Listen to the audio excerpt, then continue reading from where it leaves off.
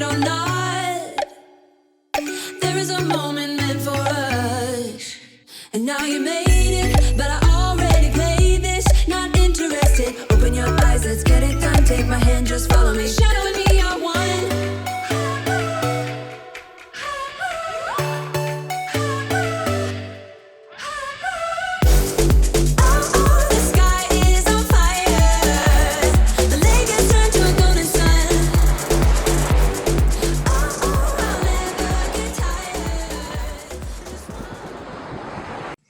Welcome back to the final episode of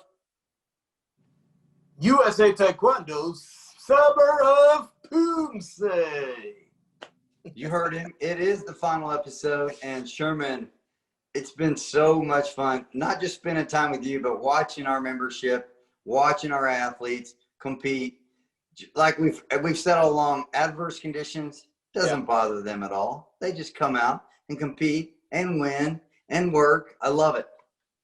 Yeah, this has been a long event, but when you think about what this event encompasses, I mean the age range, we are basically going 8 to 80 with Poomsae across all belts, and that is no small thing. And so it took as long as it needed to take, but I'm glad to be a part. It's always great to catch up with you and to represent this sport that we have dedicated our lives to, that we love tremendously. We're honored to be able to connect the world to the thing that we love and the people that we love. So I'm happy to be here, but this is our final one. And I kind of feel some kind of way. I'm part way sad, but not completely sad, but partly. But we're going out with a bang. We have youth competitors. We have para competitors.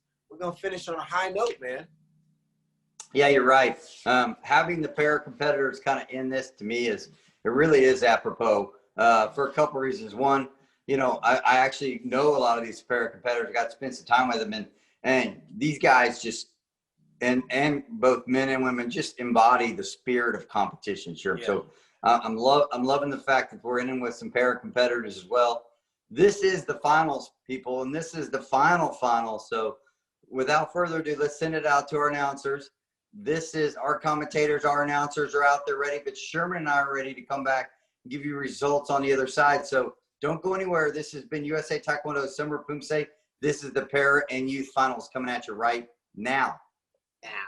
Welcome to the final episode of Summer of Poomsae. This is National Coach Barbara Brand along with Miyako Yerick. Hi, Miyako. Are you ready for the youth yellow, green, blue, red, and black belt finals action? I'm ready, but I'm kind of sad that it's our last episode already, Coach Brand. Well, we'll have to make sure we super enjoy this one. Up first, we have the youth male finals with Ryan John. Ryan is from SJ Lee Taekwondo, coached by Master Sung Jin Lee.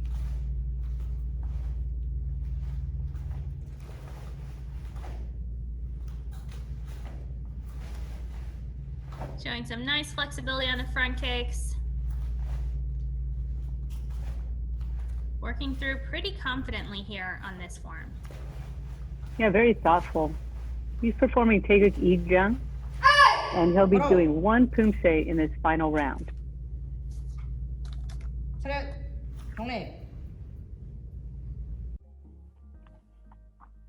He received a score of 6.77. That's Ryan John from SJ Lee Taekwondo coming in first place as there's one athlete in this division.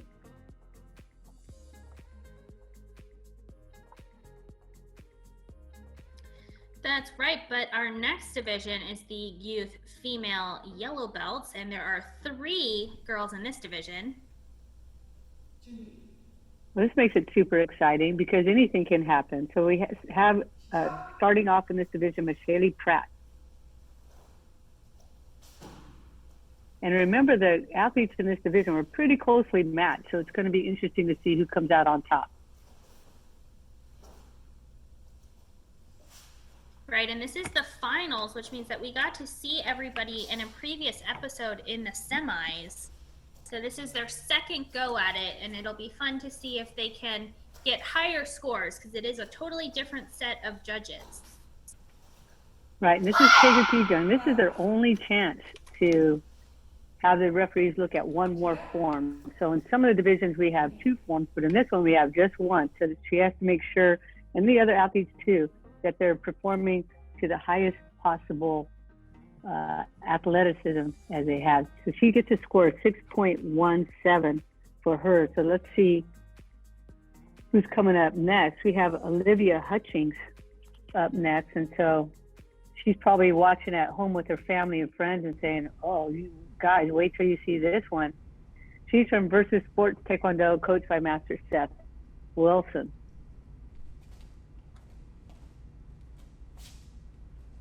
Right, She's Olivia, off to a very good start. Yeah, absolutely. And she came into this round in second place, and she had all of that, excuse me, all that energy, nice long punches. So she had a great semis round. Let's see if she can bump up here in the finals. Real good finish there, nice and sharp. That's Olivia Hutchins from Versus Sport Taekwondo. So Michelle Pratt came with a score of 6.17, and Olivia a bit higher, 6.73. So we're going to see the standings here in just a moment. We'll see her on the top of the standings board, and then Michelle Pratt just underneath her. And now we have Lynn Choi, also from SJ Lee Taekwondo, coached by Master Sun Jin Lee. So she came in this round in first place in the semifinals. So that's why she's going last here.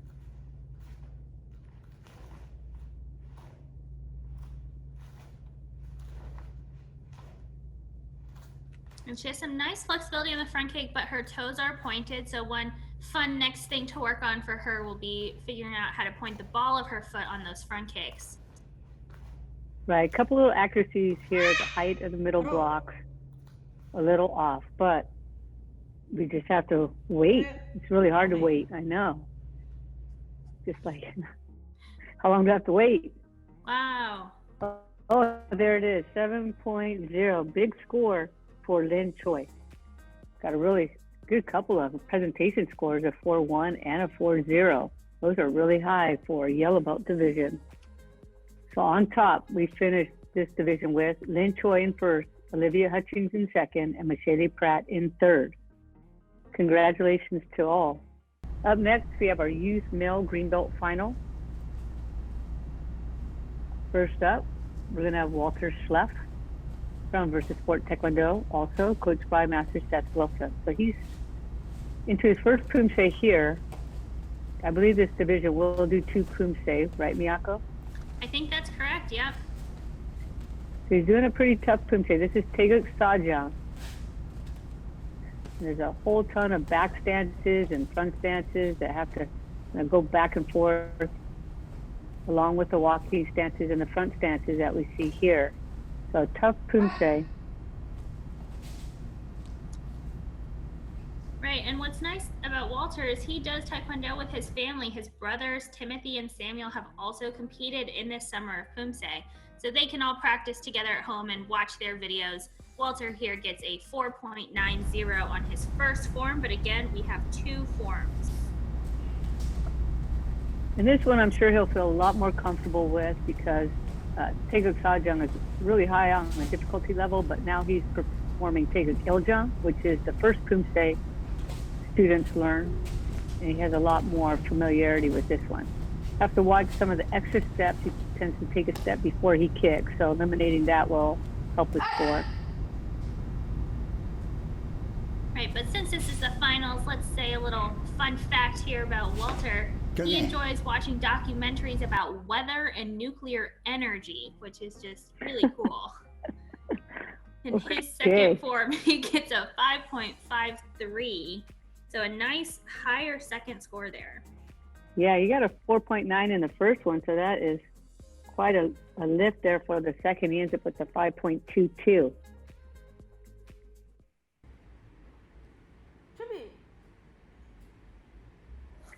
Up next, we have Eli Kittredge from Dixon's Taekwondo and coached by Master Irvin Dixon Jr.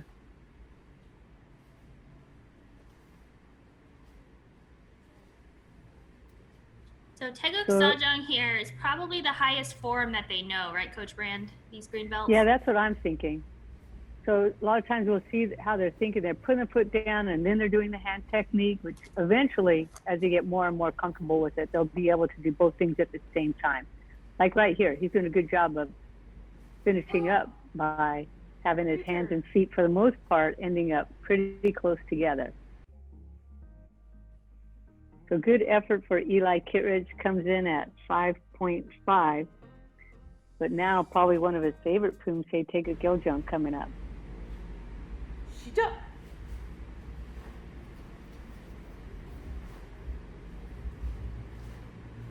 Yeah, some really good power coming through on the punches. I can see the uniform moving. Some of the down blocks, though, are just a little bit too curved. You want to make sure that that down block arm is more straight and in line with your leg. Yeah, every time he took a step and punched, like, for example, that last one, anytime a step of the punch, it looked really powerful. So that's something he can build on for sure. That's Eli Kittredge getting a higher score for that second one, so a 5.8 to follow up that 5.5 for Taeguk Sajong. So he finishes with a 5.65, and now into first place. We'll see the standings here. He's just above Walter Schleff.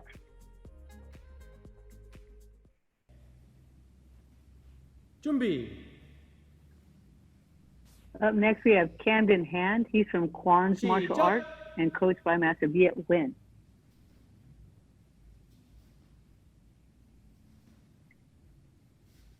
We can see Camden here taking a couple quick glances at the floor, probably just making sure, his feet are in the right place and that he's turning in the right direction. So as we continue to work through some of these more difficult forms, we really want to make sure we look straight in the direction that our hand techniques are happening or that we're kicking in, and that will just help his overall presentation and body look in the right way.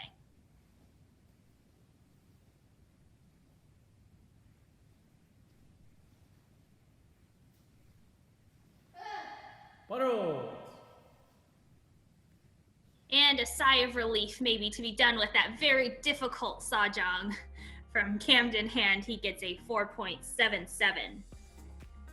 Yeah, it took a few dings on the accuracy there, but I'm sure those will get smoothened out as he gets more and more comfortable with the Poomsae. But this one, he should be really comfortable with. Right, he looked a lot more comfortable in the semis with Taeguk 2. So again, on Taeguk 1, we're seeing a little bit better tempo here, more confidence from him as he moves from move to move. So just needs to spend a little bit more time, put some love into Taeguk Sajong.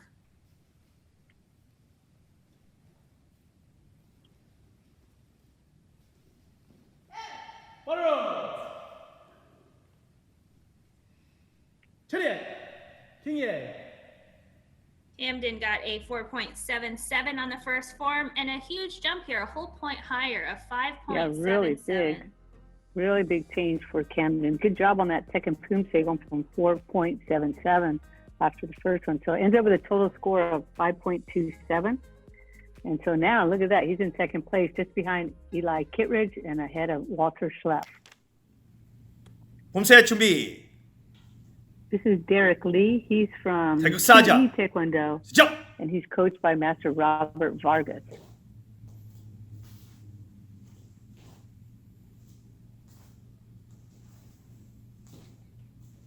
Derek likes Legos and Switch video games. He also likes to watch Disney and Nickelodeon TV shows and playing with his friends. I know maybe some of those are easier to do now during quarantine than others, but I'm sure that he's getting really good at some of those Switch games. Well, it looks like he's doing pretty well here. He seems to have a pretty good understanding. Maybe he has known this Poomsae for a bit of time. Looks like he might be an advanced green belt, so maybe has had a little bit more time with it. He scored pretty high here with a 5.77. Right, and that is the highest score that we've gotten so far for Sajong. But in the semis, they did, again, the second Poomsae, Taeguk Iljung, and there are no sidekicks in that form. So Taeguk 4 here could do a lot of switching up in these standings of how we came from semis to finals. But Derek here looking very confident in number 1, Taeguk Yeoljong. Right, he's pretty much taking a safe route here in that he's making sure that he's not going any faster than he can throw out that power. So really good job. Maybe he practiced this a few times with his coach and said, okay, this feels just about right. Let's go with this one. And then press the record button at that point. So he got a 5.77 for the first, and look at that, 6.27. So that pace definitely paid off for Derek Lee. And his total score is going to be a 6.02. So now he's in first place. So we have him in first, followed by Eli Kittredge in second, and Camden Hand in third. 준비! Up next, we have Lucas Yi. 시작! And I believe we saw his sister in an earlier episode in this same room. So nice that they can both practice in this space. And look at that, Lucas feeling pretty confident with those side kicks coming up to head height.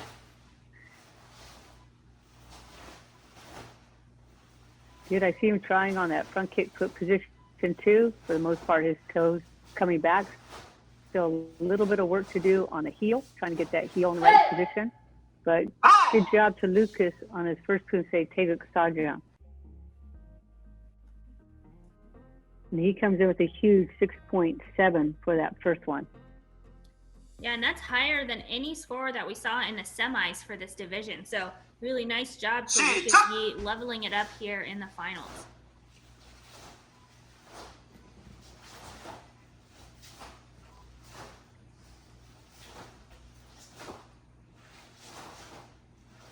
Lucas came into this round in fourth place, so we're going in the reverse order from the semis. So whoever was in first in the semis will go last here in the finals. Lucas trying to see if he can get another high score like that 6-7 he got on the first one to try and move up in those rankings, maybe a place or two. Wow, even higher for the second, comes in with a 6.77. It's a really good score for this division. Might be hard to beat. Gets a 6.73 for a final score.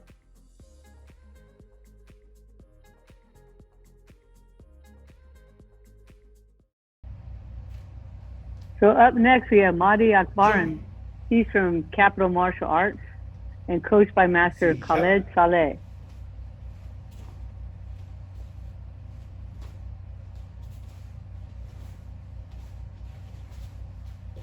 Oh, nice side kick extension. Right, I think that was even above his head a little bit, managing to keep this heel on the ground in the front kicks as well. So some good techniques that he's really starting to work through. Some of them more refined for the division so far. That was a pretty good sajang. Yeah, and he was doing it with like a moderate amount of speed. So once he adds some more speed on there, he'll really be able to kick high. That was a good job by Mahdi Akbaran, and he receives a score of 6.5.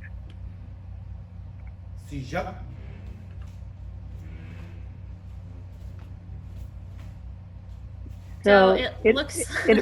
It appears that Mahdi is doing the same Poomsae, Taeguk Sajang. Again, the division finals here would have him do Sajang and then Iljang. And that's unfortunate because he's been doing so well. We want to make sure that we just check those division designated Poomsae so we know what they are. So in this case, it was Sajang and Iljang, and he did Sajang and Sajang. So his score will be impacted by that, and that's a shame. He gets a score of 1.5 for his second Poomsae there. So a final Poomsae score of 4.0. Now, Mahdi, you are not alone. Some other athletes made that type of mistake as well. So just know the next time we have an opportunity, we just double check those designated Poomsae. This is Timothy Slough. He finished the semifinal round in second place. He's from Versus Sport Taekwondo, coached by Master Seth Wilson. Also nice high side kicks. Right, his brother Walter in this division too. Timothy's 10, Walter's 11. So Timothy here, the younger brother, coming in second place from the semis and doing a pretty good job here in the finals.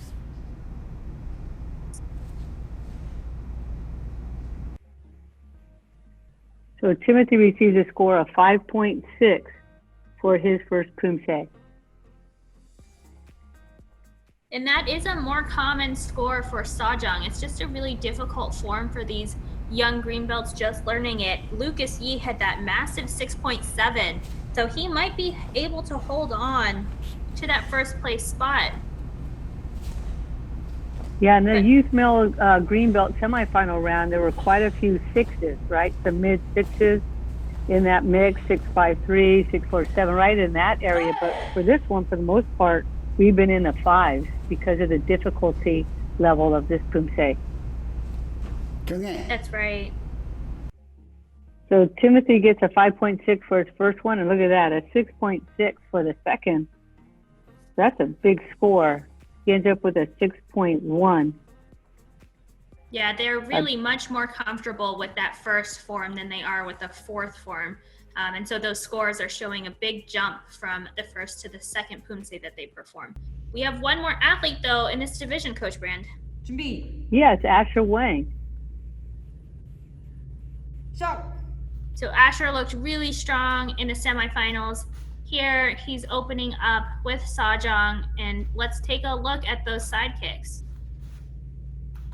Oh, very nice. He has really good fundamentals. His skills are pretty high. Look at those front kicks going way up there. He's from SJ Lee Taekwondo, coached by Master Sungjin Lee. That really reaching on that back fist. He's really pushing the volume. Yeah, I think that overall that was a really nice visual impact to the form. He had nice high kicks, good control and power, and a 6.67. So Lucas Yi, I believe, in first, right, Miyako, the 6.73? Yeah, that's right. He got a 6.7 on his first form, so just slightly ahead of Asher, but his overall score at that 6.73. So if Asher can really ramp up here and get a score close to 7, then he can win this division. Right, and if not, then Lucas Yi is coming from fourth place finish in the semifinals to take first place. That would be a pretty huge win. So let's see how it goes. This is Asher Wang finishing up. Take a kill jump. Let's see, I think we need at least like a 6.8 or so. Oh, well, look at that. Oh. That's a big score, 7.07. Definitely enough. Yeah, so he finishes up with a 6.87 and the win, and a little bit of a gap ahead of Lucas Yi, Timothy Schleff, and Derek Lee. Good job to all those athletes. That was a difficult final round set of Poomsae for them. They did a great job. Now we're getting into the youth female green belt semifinal. Our first athlete, Reagan Stutterheim.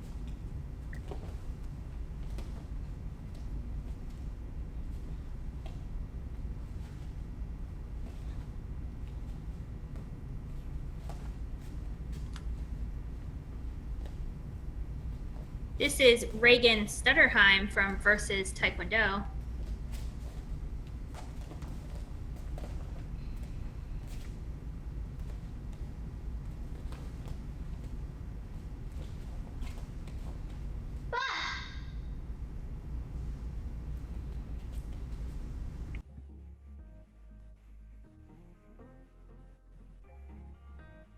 Reagan gets a 5.4 on her first form. That was Taeguk number 3. So let's see what their second form is.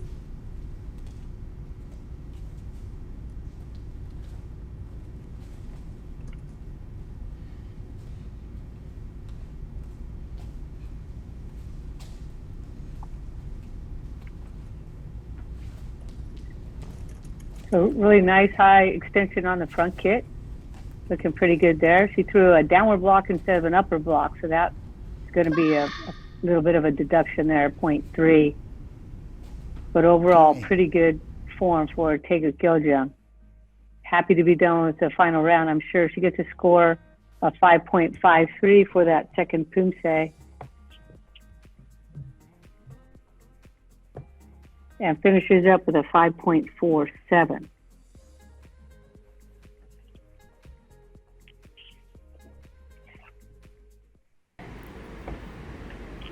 준비. 시작. Up next, we have Christine Ludwig from Dixon Taekwondo.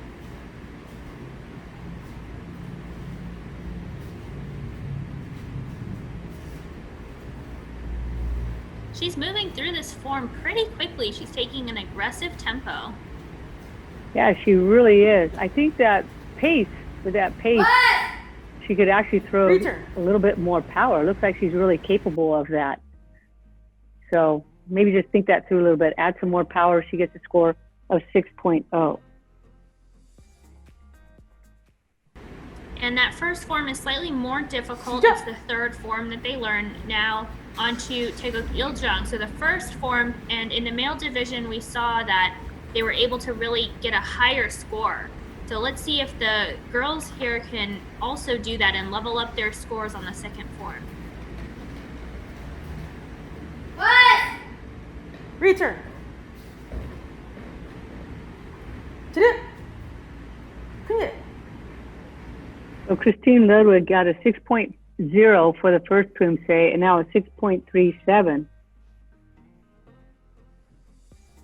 So it ends up with a 6.18, and now into first place, as you'll see here on the standings, just ahead of Reagan Stutterheim.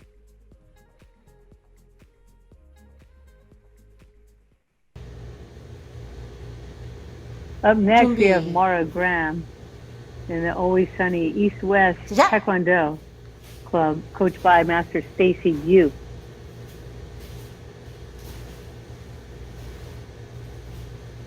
I remember Mara, she has nice long legs and just has to work on that habit of not opening her fist in between moves to grab it, the target. But I think that she has a pretty good posture. That chest is pretty upright. So just really continuing to work through some of those accuracy things. Nice tall front kicks. Yeah, it's interesting. It's not sometimes her striking hand that opens up, it's her pulling hand. Right. Interesting. That's Mara Graham from East-West Taekwondo, and she scores a 6.57. That's a big score in this division so far. Right, that's a good half a point higher than the athlete who went just before her on the first form.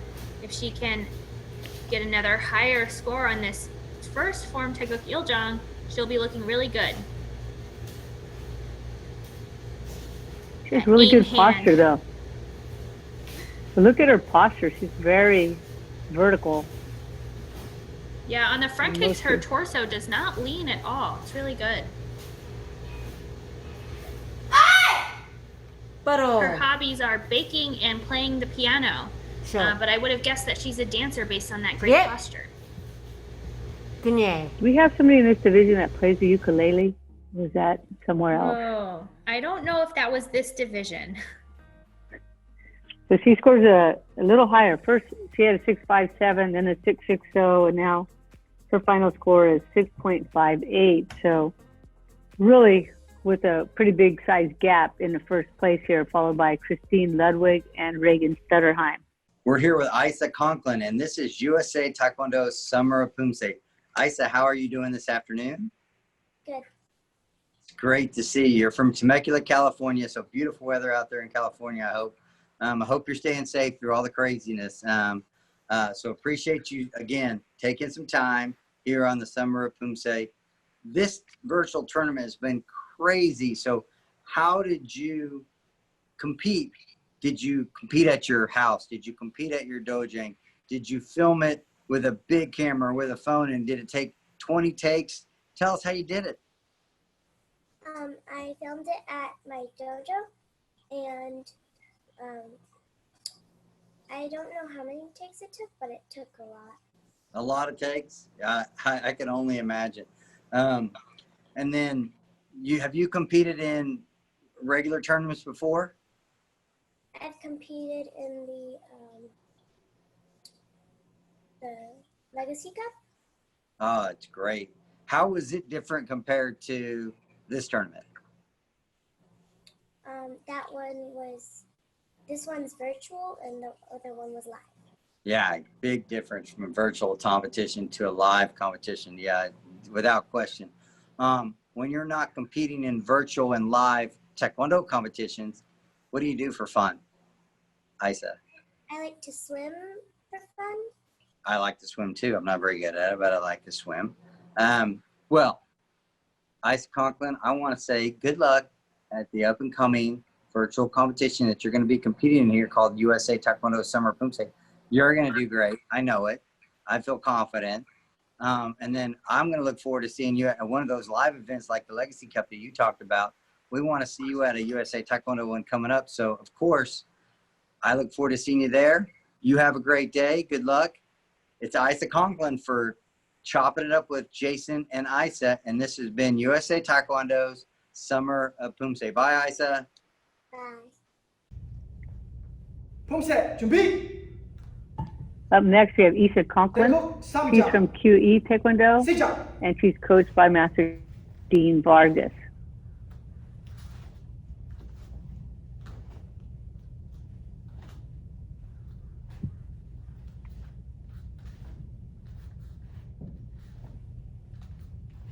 In Isa's spare time, she enjoys roller skating and swimming.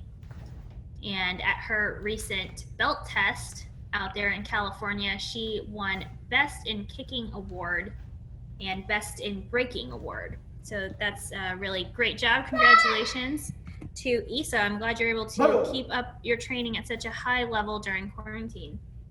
That's quite an achievement as a green belt to be able to get a breaking award. She received a 6.13 on that first Poomsae. 대국 1점. 시작.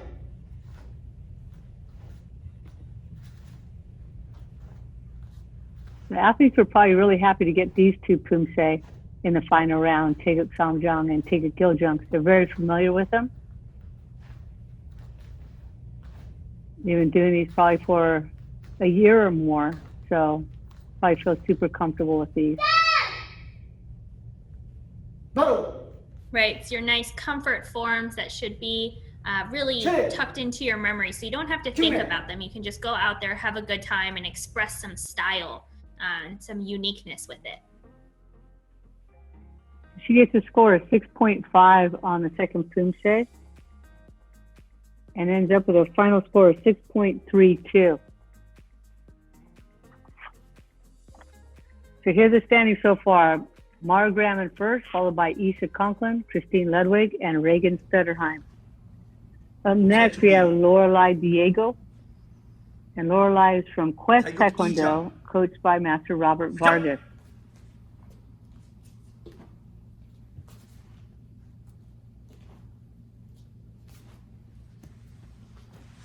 So we're into the second half of this division now. These athletes were in the first 4 places coming out of semis.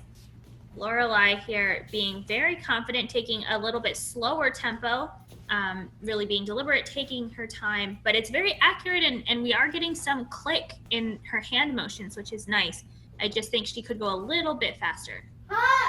Hello. So yeah, so the athletes have probably been, practicing over and over again to get that recording just right. In this division, the 2 Poomsae that were required are Taeguk Samjang and Taeguk Giljung. Right, in that order too. Right, so if things go right, then we'll see that very low score of a 1.5, which is the lowest score that can be gotten with an incorrect Poomsae. Every time I see that happen, I just feel so bad for the athletes, but at the same time, I know they're never going to make that mistake again. Right, and this is the correct form, so she'll get a score here, and I do think it'll be quite high because she did a really great job. So Lorelei, make sure that you feel good about your performance here in the Summer of Poomsae. You did a good job in the semis, came into this round in 4th, and you got a 6.37 on that second form. So that is a really good, solid score. Right. She ends up with a 3.93. She finished the semifinals in 4th, and you can see she has got all the potential in the world. So I'm looking forward to seeing her again in a future Poomsae event. So here we have Mara Graham in first, followed by Issa Conklin. Next up, we have Estella McGraw. She's from Daehan Martial Arts and coached by Master Christina Tam.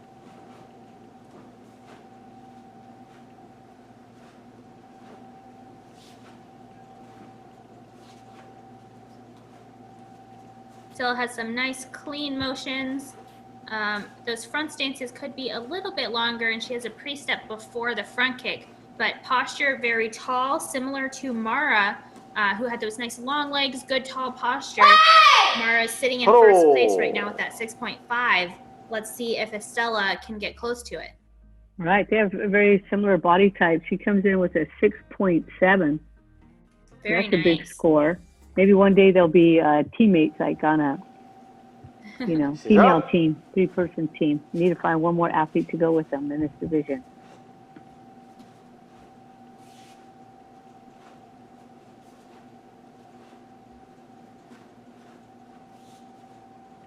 Estella recently placed first place at the California Online Championships, and she also enjoys playing the clarinet.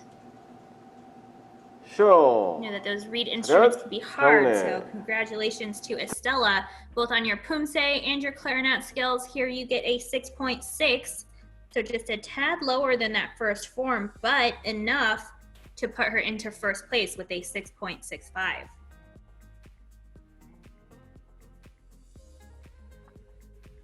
So here's the standings. Estella McGraw in first, followed by Mara Graham and Issa Conklin in third. 준비! Up next, we have Yi-Young Zhang. 시작!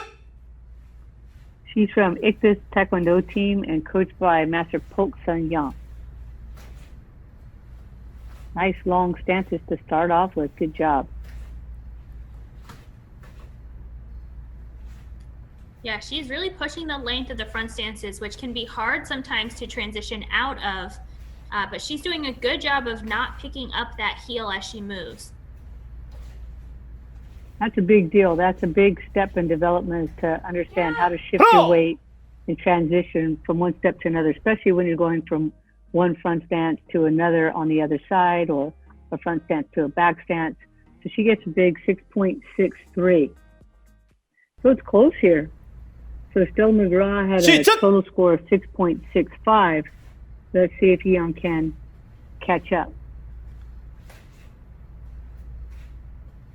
And close in second place is Mara Graham, trying to hold on to that spot. So I think that Yi-Young here is doing a good job. Again, Taeguk Iljong, very comfortable form, able to throw these nice high kicks. Wow. Really high front kick. So she's following up that 6.63, and again, Estella McGraw with a final score of 6.65. So let's see how this goes. Look at that, a 6.73 for that second Poomsae. Ends up with a 6.68, just a little tiny gap ahead of the second place athlete right now. So we have Yi-Young Zhang in first, followed by Estella McGraw and Mara Graham. And now we have Anjali Joshi from SJ Lee Taekwondo, coached by Master Sung Jin Lee. And I remember in the semifinal, I think she was the only one who received a score higher than a 7. I think she got a 7.1. That's right, yeah, and she was up there in the 7s by herself, but there was only one form that they had to do in the semis, I believe. And so now having to do 2 forms back to back, we'll see if she can get another one of those 7s. She's got some nice finish here. Good power, nice sharp motion. So let's see how Anjali does with this first Poomsae score. She sees, look at that, big time, 7.30.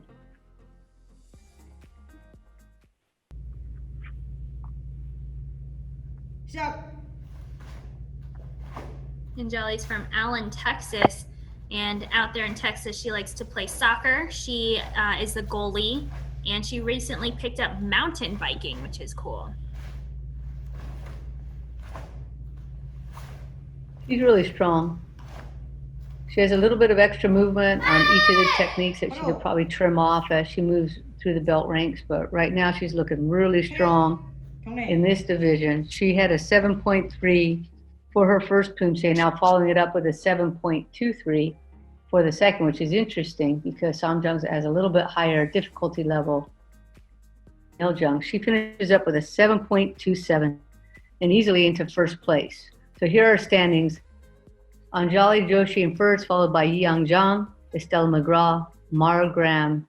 Hello everyone, my name is Yerick Gunn, and I am the 2020 national team member for individual and team Poomsae.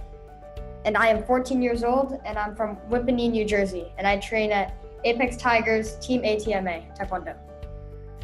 What I think is different from practicing as an individual compared to a team is that when you practice as an individual, you solely focus on yourself and how you could become a better Poomsae athlete.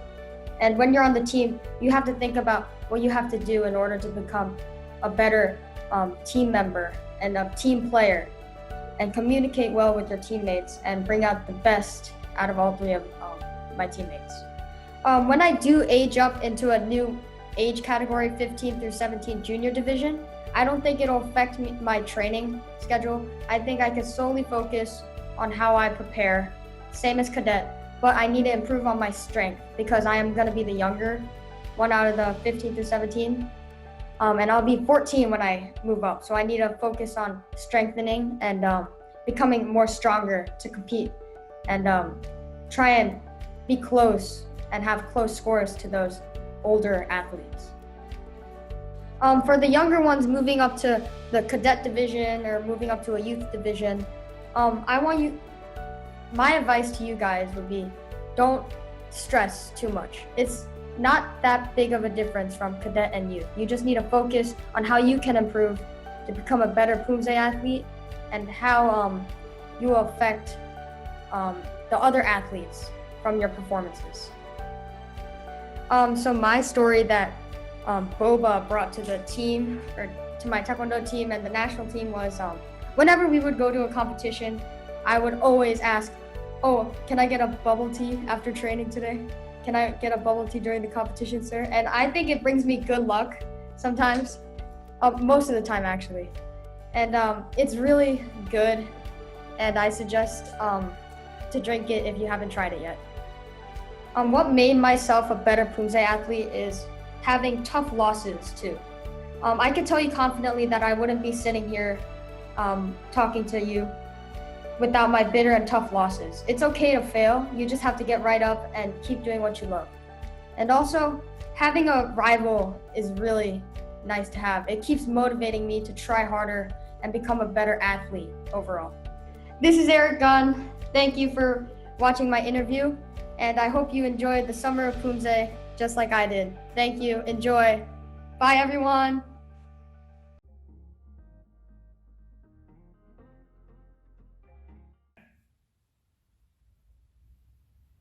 봄살 준비. 태극 And 역전. here we have the youth male blue belt final. This is Romeo Lobadesis, the third. Right, and in this finals, the two forms are going to be Taeguk Yukjong and Taeguk Ojong.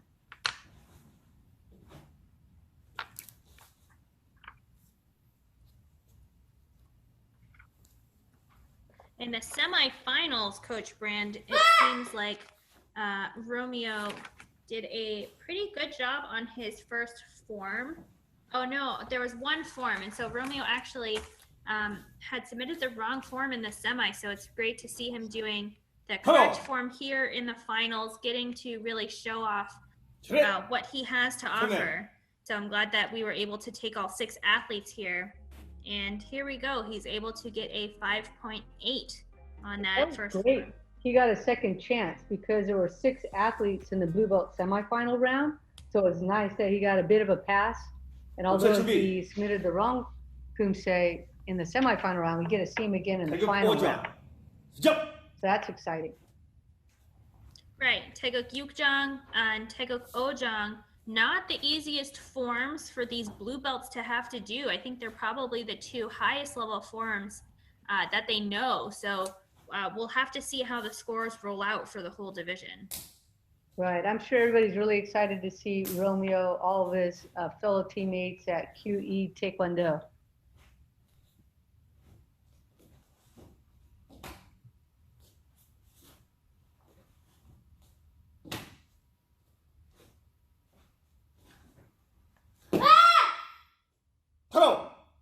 So he had that 5.8 on his first form.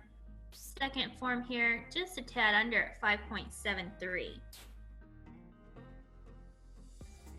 So he's going to wrap up this final round, the first of 6 athletes to go, the 5.77.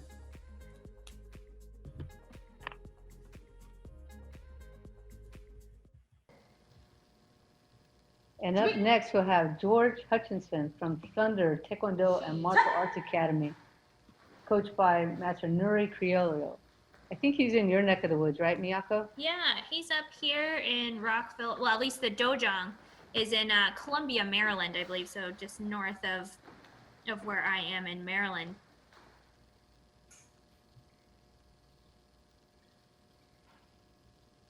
So Yukjang with those 5 counts and then these big round kicks.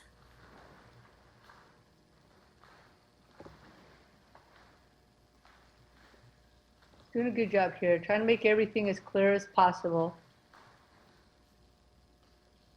That was George Hutchinson, this first form, Taeguk Yukjang.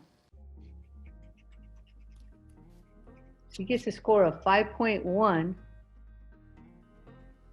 and will now perform Taeguk Ojang. 시작.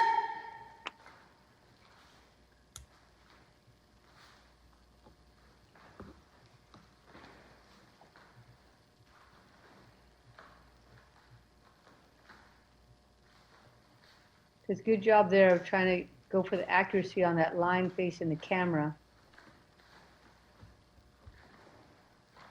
A little bit more work on his stances will definitely help him. He has a really long legs, probably growing an inch every night as he sleeps, and so he's got to be able to adjust that front stance out a little further, probably every couple of days. So that's Hutchinson finishing up Taeguk Ojang. So you got a 5.1 on that first Poomsae. And now much higher, look at that, 5.7 on the second. A nice jump up there on the second that gets his combined score all the way up to 5.4, but that's not going to be enough, and Romeo will hold on to that first place spot here. Right, so now we have the third of 6 athletes in the final coming up now. This is Michael Jacobson.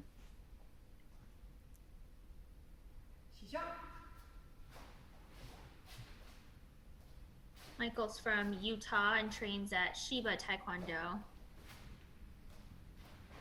Good job on that round kick. The hand right before the round kick was a little bit outside of his body. That should be right at the face, at the nose level. Right, let's see how he does on this one. There's another one coming up here. Again, a little bit off to the outside. You want to line that up with the face. But he does a pretty good job at locking out that back leg on the front stance. A little bit crossed over there on those back stances. It's really hard to go backwards. You can't see where you're going. You can't look down at your feet. So overall, I think he did a nice job, difficult form, and gets a 6.2. So a high score here so far.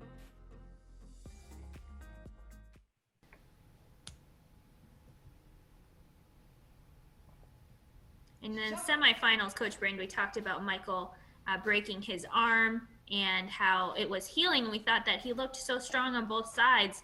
Well, here we find out that one of his hobbies is inventing new flips and tricks on the trampoline.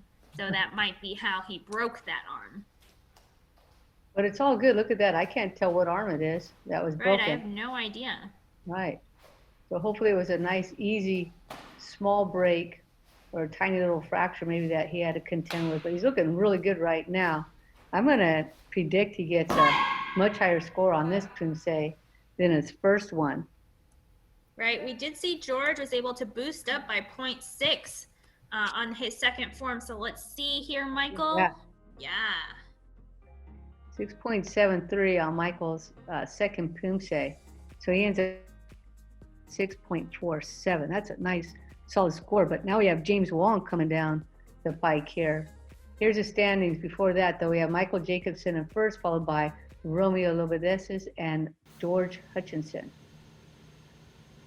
Up next, we have James Wong from Korea Taekwondo Center.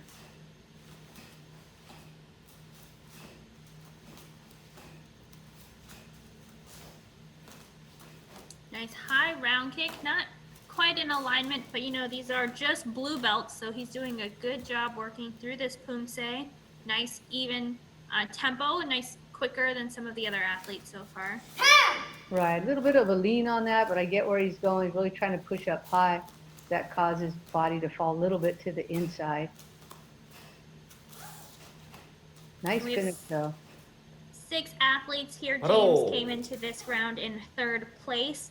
The current high score just came from Michael at 6.47, and look at that. 6.77, nice strong score.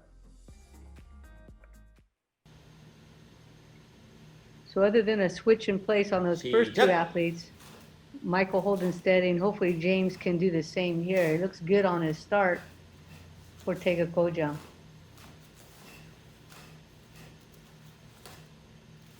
Some of those back fists not quite getting up high enough to the face level. Should be face on the back fist and then shoulder height on those out to in middle blocks. But good power and good volume of motion. Right, a little lower on the side kicks, but I like what he's doing. He's got some good foot position, trying for strong alignment before trying to push too high and throw himself off balance. Yeah, the side kick seemed really powerful too. Good chambers. A good wood breaking side kicks there. Absolutely. So you got a 6.77. Look at that, a 7.03 on that second Poomsae. That's going to boost his score quite a bit. He's at a 6.9, so a nice gap. More than a half a point for James Wong. So clearly in first, followed by Michael Jacobson, Romeo Lobadeses, and George Hutchinson. Up next, we have just 2 athletes to go, Miyako. We have Kai Tsuchida. Yeah, here we go. Kai is from Cupertino, California, trains with Team M's CPP program, coached by Alvin and Albert Zhang. Ooh, look at that round kick, nice and high. That came out really easily and in good alignment too. It's hard to tell, right? The front kicks are to the sides. We can see that angle. The round kicks come right to the camera. So wow, we can another mostly great see alignment. It was great. And a supporter running by in the background there. Hopefully cheering him on. It's Kai finishing up. Nice, strong performance.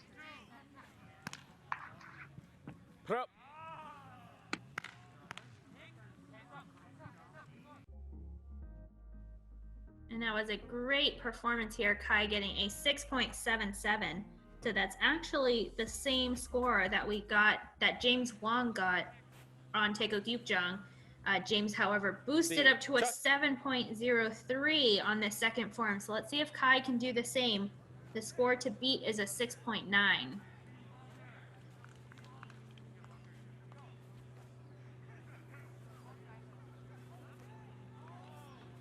Nice strong single knife hand block side to side here.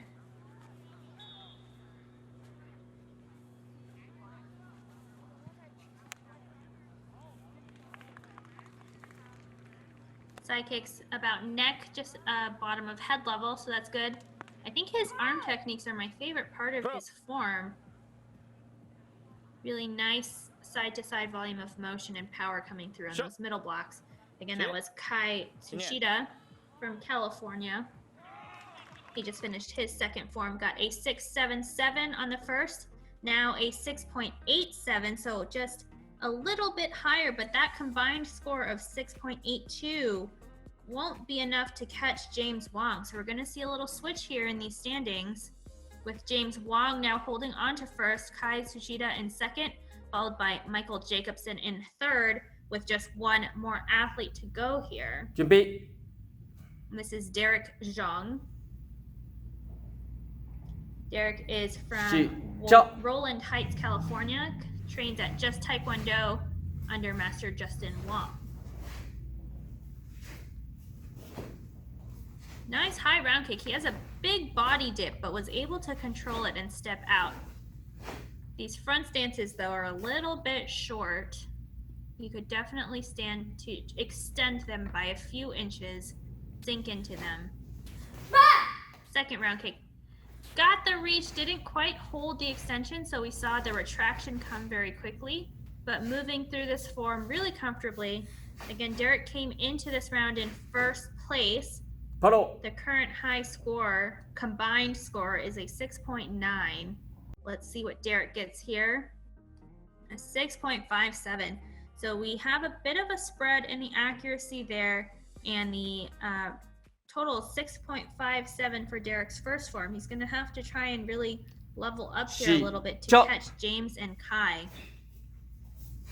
Little bit of a balanced step there. Had to hold on to it. Here we go with these front kicks coming forward. And it does seem like he's trying to power up. Of course, he recorded all of these Poomsae weeks ago at this point. Had no idea that he's fighting for this spot, but nice power coming through on this second form. The last to go of the division. Pushing for that side kick. He's getting a good extension, but landing in some short front stances. So I think we'll see some accuracy hits again in this form. 바로. For Yerick Zhang. He got a 6.57 그래요. on his first form. Kenny. He just performed Taeguk Ojang and gets a 6.7. So a nice, slightly higher score there. The combined score is going to come out to a 6.63. So we'll take a look at those standings. I think that puts him into third place. So we have James Wong in first, Kai Tsuchida in second, Yerick Zhang in third, and Michael Jacobson in fourth. And here come our youth female blue belts. Up first, we have Maria Zakarenka from East West Taekwondo. She's coached by Master Stacy Yu and Parshatam Sharma. So in this youth female blue belt division, these athletes are going to do two forms in this final round, which will be Taeguk number 3, which is what Maria is starting here with. The second form will be Ojang, and there are 4 athletes in this division.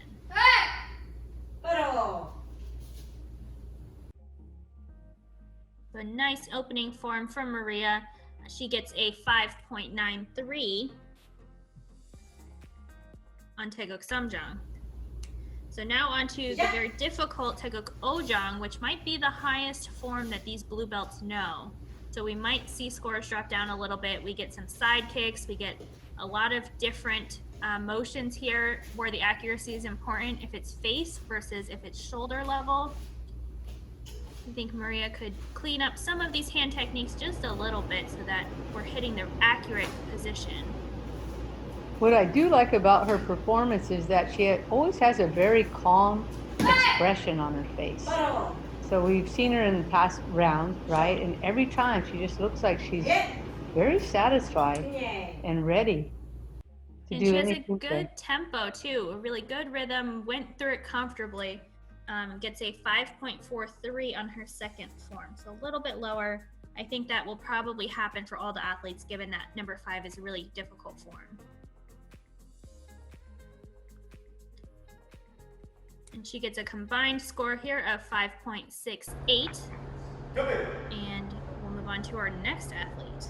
This is Anna Troop, and she's from the Kukkiwon Taekwondo Academy and coached by Master Young Kim.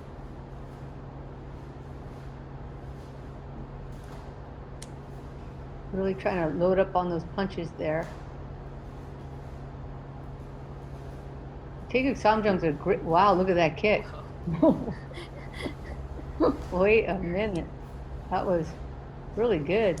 We're gonna see if he's gonna go over her head. Look at that, way over her head on that back line. Good job, Tae. For her first Poomsae. And gets a big 6.3 for her first Poomsae, Taeguk Samjang, before moving on to Taeguk Ojang.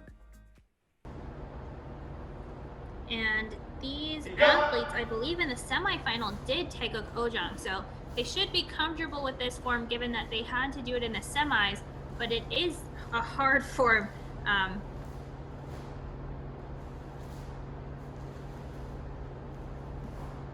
Both with a lot of front kicks, and we get some side kicks here as well.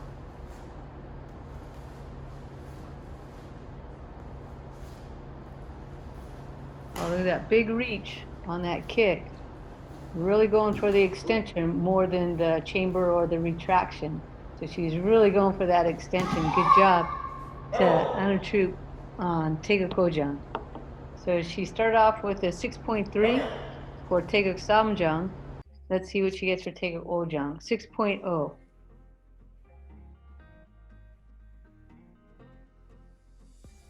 So she finishes her final round with a 6.15.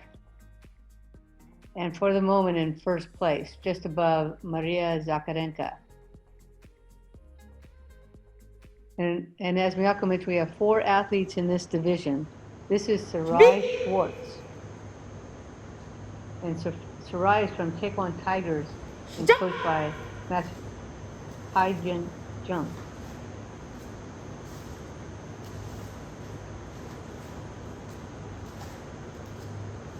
Starting off with some pretty good power on that line coming toward the camera.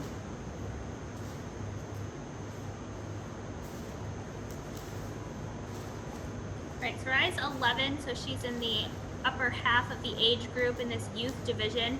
I feel like she has some height and she has some good power coming through that is hard to develop when you're in the younger part of an age division, but she's able to let this come through.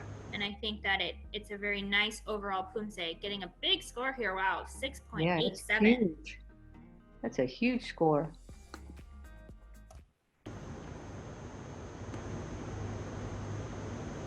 시작!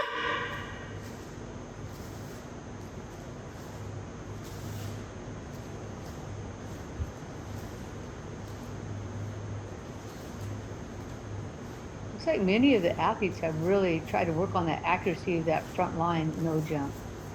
Some have difficult time knowing where to land those techniques, but in the finals here, we see that's not a problem at all.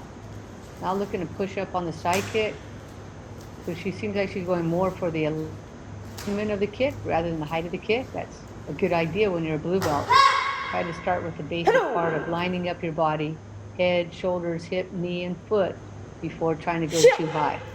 That was a good job for Sarai Schwartz.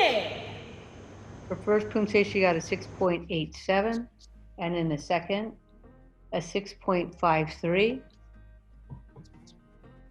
So her final score is a 6.7, and now she's in first place. It was kind of going according to what the order was for the semifinals in terms of scores. So we have Sarai Schwartz on top, followed by Anna Troop and Maria Zakharenka. And our final athlete in this division is Nabila Diorio.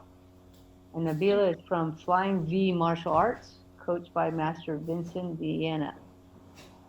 She had a massive score in the semifinal. She reached a 7.03 with Taeguk Ojang. So here we might get up to 7 again. Different judges, so we're never sure, but she has a really great overall Poomsae form. That torso is up. She has power, connection, and I'm clearly seeing that foot over her head. Right, in that semifinal round, correct me if I'm wrong, but I think she was like 1.5 points ahead of all the other competitors in that semifinal round. At least a point, yeah, from the second place person, so way ahead. And look at that. Yeah, 7.4. Good job to Nabila Diorio. 준비. 시작.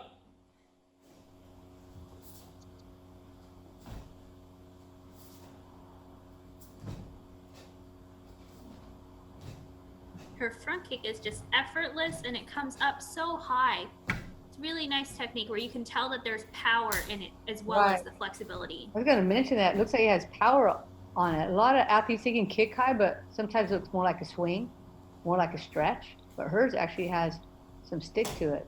Look at these side kicks. A little shallow on the front stance, but other than that, good job. And I have to sneak Hello. in here. In her spare time, she likes to play soccer, and she likes playing with her cat, Correct. whose name is Marshall. 경례. Marshall. That's fun. I hope it's a big, white, fluffy cat. 7.27 for Nabila Diorio. That's a big score. She ends up with a 7.33. So Nabila ends up in first, followed by Sarai Schwartz, Anna Troop, and Maria Zakarenka. So the same order they left the semifinals is the same order they're going to leave the finals with. Up next, we have the youth male red belt final, and we have all 8 athletes in this division, starting off with Jaichun Nan. These athletes should be performing Taeguk Chiljung and Taeguk Paljung.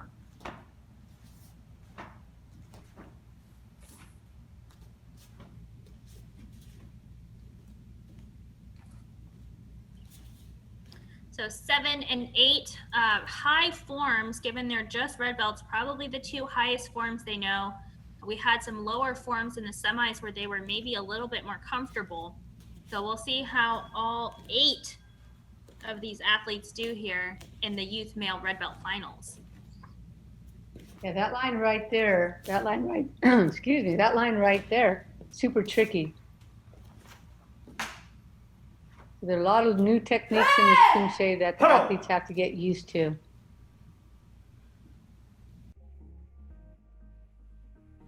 And Jaichun Nan receives a score of 4.77.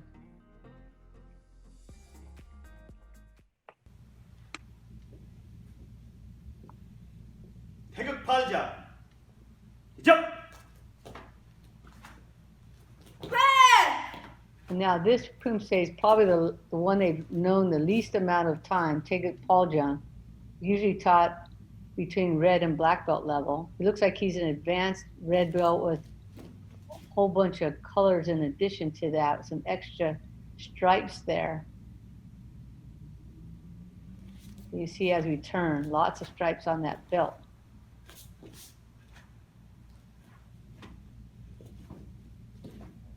And you know, Coach Brand, I realized this the other day. We've been in quarantine or at home. Dojungs have been closed for almost 6 months. So some of these athletes might have learned their form completely over Zoom. So the fact that they're able to do these forms that are the highest level is really impressive. I think that it has to show how much hard work they've put in. It's not an easy thing to learn over Zoom. It certainly isn't. He gets a 5.2 for that Paljung, following that 4.77, and he ends up with a final Poomsae score for the 2 of 4.98. And you're right. It's hard to really be able to learn just basic technique off of Zoom, but to learn a whole form, Paljung, very, very difficult. And many of the red belts, they didn't know Paljung. They could do all the Poomsae up to that, and then Summer of Poomsae required them to know Paljung. So they might have had some difficult choices to make. Should they try to learn it, or should they just opt out of the event? It looks like many of them pushed through and learned it. Right, and like you said on Taeguk 7 that we're seeing from Marcus here, this line especially has a lot of difficult moves. Your punching looks like he just checked out the camera, made sure he's doing okay from his coach or parents. Your head has to be facing all these different directions. You're doing these crescent kicks. So it's hard to learn in a dojang where your coach can physically correct some of these motions. But again, to do it online, just really good job to all of these athletes powering through these difficult times. And Marcus gets a 5.2 on that first form. Stop.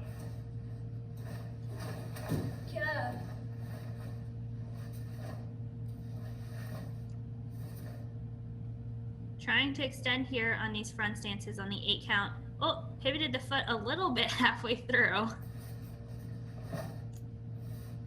And kind of a fun transition there, getting to the other side. Want to end this technique right at about the chin. So that punch there was more accurate than the first punch of the Poomsae. That one was a little bit off to the side, but now he's starting to line him up really nice. Some of the height on these push blocks are a little bit low. It's closer to his belt than to the solar plexus, so just continuing to work through. His coach is Master Sean Jung, I believe, out there in Colorado, so has a good coach to work with and just cleaning up some of those accuracy deductions. Right, so he gets a 5.6 to follow up that first score of 5.2. So he's going to finish up with a 5.4, and now he's in the first place spot in the standings there, just above Jaichin Nant.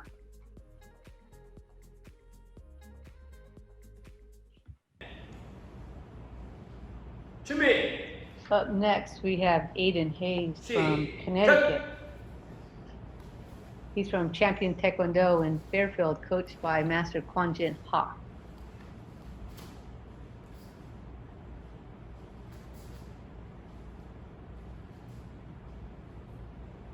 Aiden has a really great serene look to his face as he's going through this, but he could extend his stances a little bit. He's standing up a little tall on a lot of these moves. Right. So just making sure the stances are long enough and deep enough. I think sometimes students do that. They don't realize it's happening. So maybe they just need to check in a mirror. Go through a couple of, practice Poomsae in the mirror and make sure everything checks out in the height of the stances. So he receives a 5.8 for that first Poomsae.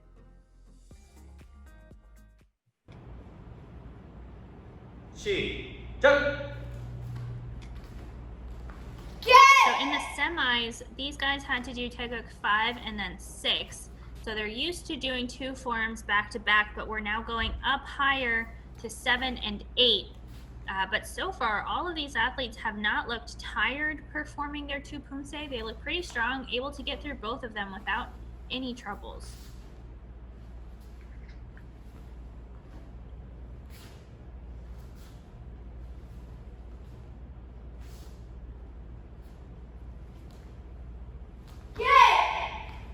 And those front kicks, right, those are also difficult. At the beginning, you want that first leg to come out and kick around knee height. A lot of athletes will just jump forward and kick with the right leg, but you are supposed to do 2 front kicks. They're moving forward about a front stance length distance, whereas at the end, it's 2 head height front kicks in place.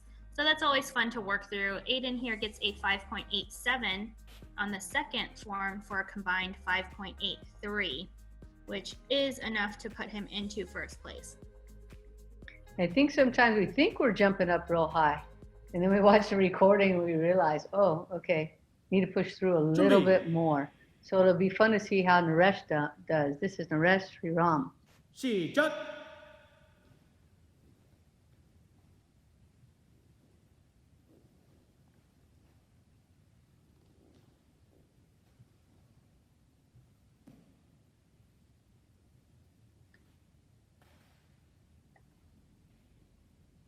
Naresh is from Kwon's Martial Arts out there in Massachusetts, coached by Master Viet Nguyen.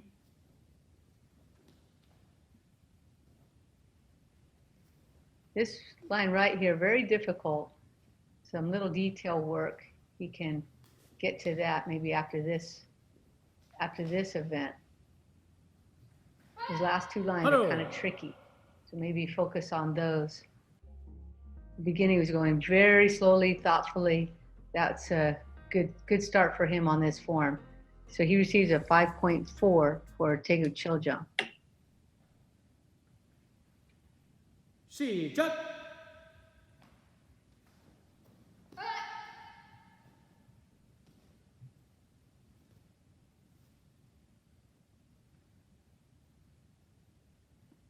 In Naresh's spare time outside of Taekwondo, he likes to do archery, sing, badminton, and biking. It's kind of a lot of hobbies that maybe may not seem related, but I'm sure that they all help with his taekwondo. That strength that you get from archery, singing gives you good lungs capacity so you can breathe through your Poomsae. Badminton also gives you a good swing on some of these Poomsae moves, and biking helps those knees stay nice and fresh. So great job to Naresh Suram from Marlborough, Massachusetts. He just finished his 2 forms here in this Summer of Poomsae and gets a 5.4, so another 5.4.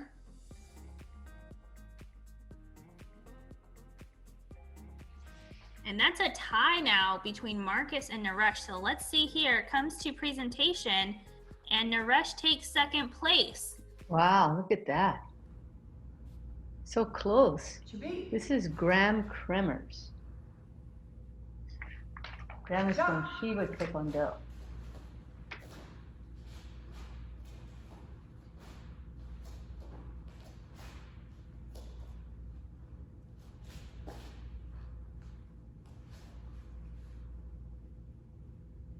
I think Graham could sit a little bit lower in some of his stances, but he has a really good calm approach to the Poomsae with a pretty good tempo overall. And a nice high knee there. Just needs to sit a little lower, have a little bit cleaner transitions in some of these stances.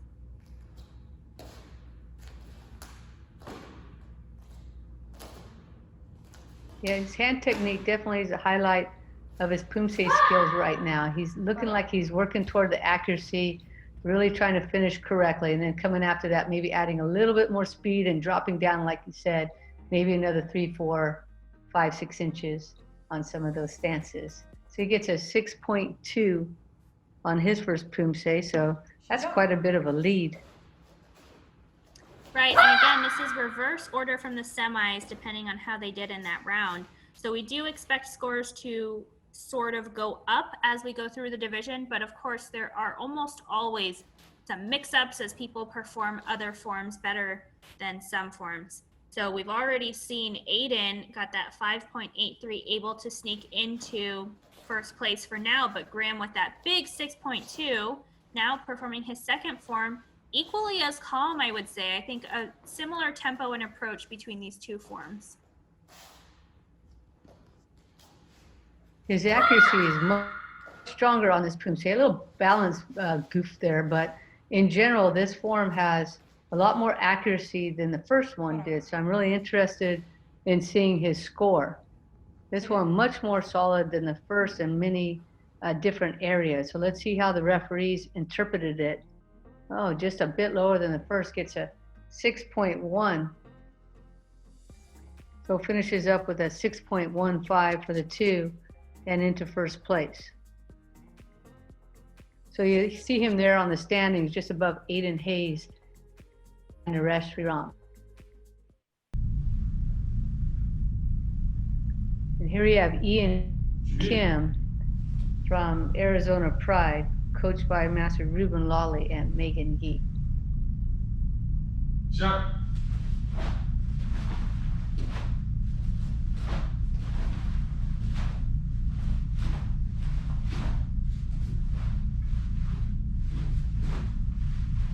He looks very serious and committed, knowing exactly where he wants to go with those hand techniques. Right, he has a really nice opening, which gives him a big volume of motion on some of those initial push blocks. But then some of the middle blocks and these extensions here are a little bit too far away from the body. You do want to make sure that there's a good elbow bend in some of these motions. But good tempo, good approach, overall really good form. Ian came into this round in 3rd place. Right now, Graham Kremers is in first with a 6.15. So let's see here. Look at that score, 6.53. Wow. Well, that's huge.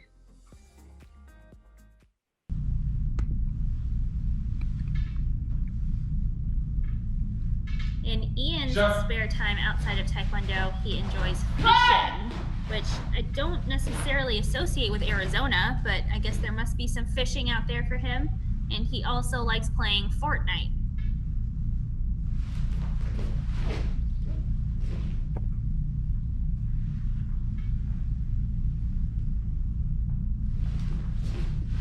His focus really intense.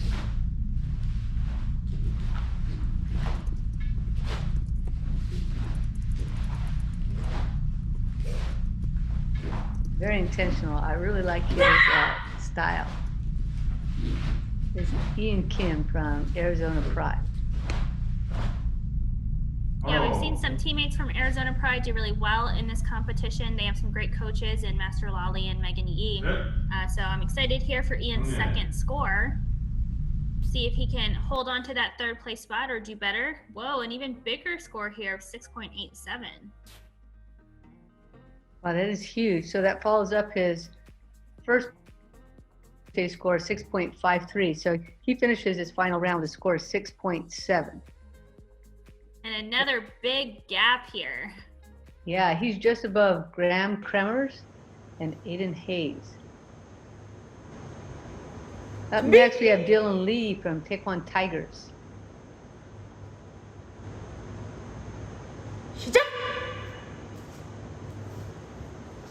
Dylan had some really great kicks in the semis round. We're opening up here with a couple nice high front kicks. Remember these high water pants. He just wants to make sure everybody sees the extension from his kicks. Looking super strong, extended, nice and straight. Because you can't hide in those for sure. Especially the transitions, again, really clean from that front stance to the other side, 180 transition. Did a good job keeping that heel down, which we can really see with those short pants. So put in some good work and we're able to see it, and it paid off here for Dylan Lee from Taekwondo Tigers. Look at that, score is 6.77 for that first Poomsae. Everybody pretty much in agreement on that presentation.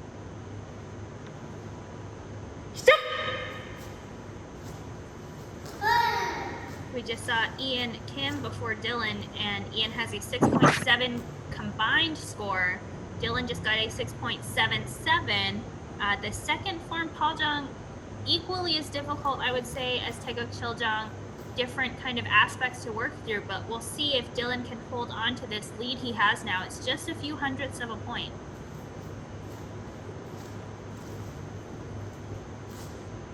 Being really deliberate and clear in his motions, and good finish in the center of the body, which we know is hard on video coming directly towards the camera, but he is doing a great job. Yeah, a lot of the athletes in this division are. It's surprising how clear their technique is. Sometimes lower belts have a problem with that. They tend to look a little blurry, kind of just mashing up one movement with the next, but these guys are super clear. Look at that bow. Gets another score of 6.77. What are the odds of that? So Dylan Lee finishing up both rounds with a final score of 6.77. And here are the standings. So he takes over the first place spot, followed by Ian Kim and Graham Kremers.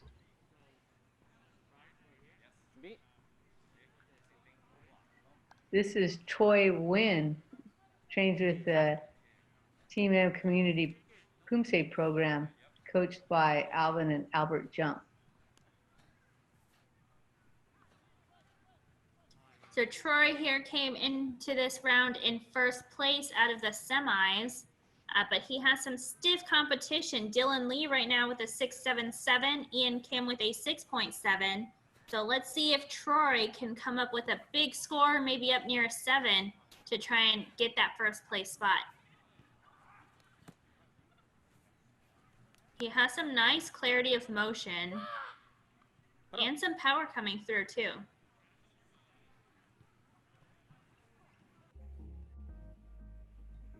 This is very exciting waiting here. Look at that, score is 7.17.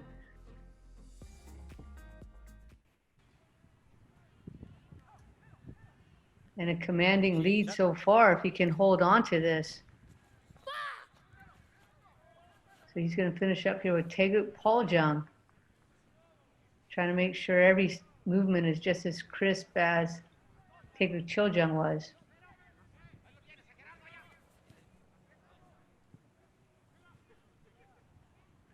really taking his time, being deliberate in some of these transitions.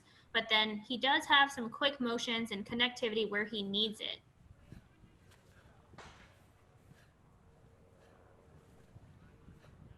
Outside of Taekwondo, Troy enjoys biking and building Legos. Lego seems to be a very popular hobby for this age group, the youth division. Although Grandmaster David Turgeon also enjoys building Legos. Interesting. I never knew that. That is one of Master Turgeon's fun facts. He had hoped to go to the Lego Museum in Denmark at Worlds. Next time. Yeah, he gets a score. Look at this. Troy Wynn. The big score is 7.2 to follow up that 7.17. So finishes up with a nice strong score of 7.18. So easily into first place, followed by Dylan Lee, Ian Kim, and Graham Kremers.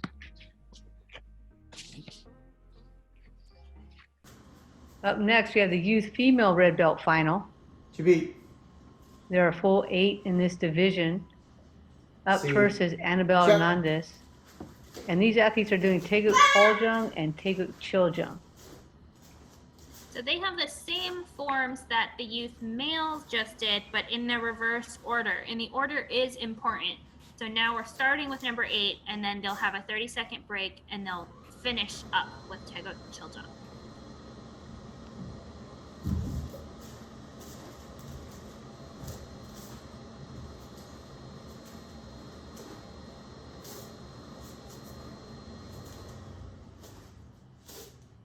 Annabelle has some really great qualities to her Poomsae. Her kicks are nice and high, and she does get a nice extension on the punch, but we do have some little accuracy things here and there, stepping backwards on the back stance to front stance transition instead of going forward, and the tiger stance is a little long, but overall, she came into this round in 8th place, going first here with a 6.6. That's a really great score. That would have been, 4th place in the male division. So opening up really strong for this female youth red belt division.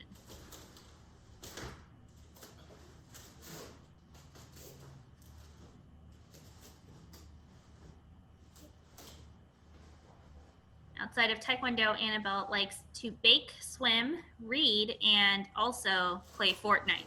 So Fortnite also seems to be a very popular hobby.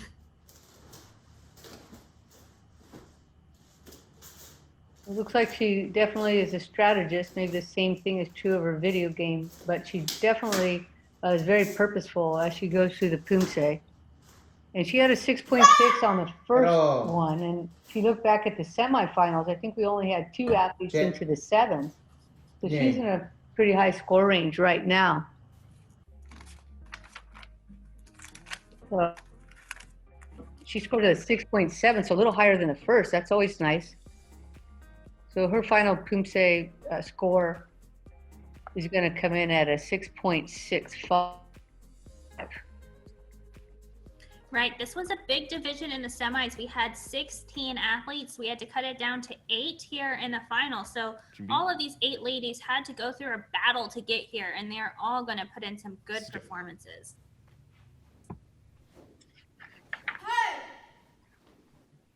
This is Isabella Burdick.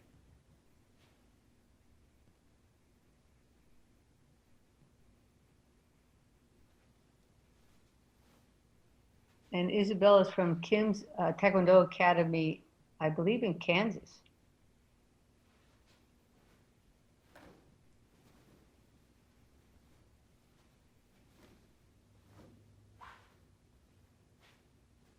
So we want to make sure when we do those kicks that we bring our hands into our chest. Don't leave them out when you're kicking. They should always just kind of reside on your body during kicks. Side kicks, of course, there are very specific positions they need to be in, that small hinge usually. But overall, I think that Isabella here did a good job going through the Poomsae, took a very comfortable tempo, and she gets a 6.2. Which is interesting because she came in 7th place, but the person who came in 8th is scoring just a little bit higher. So let's see if she can really maximize all the strength in her technique to score a higher score in the second Poomsae, Taeguk Chiljung.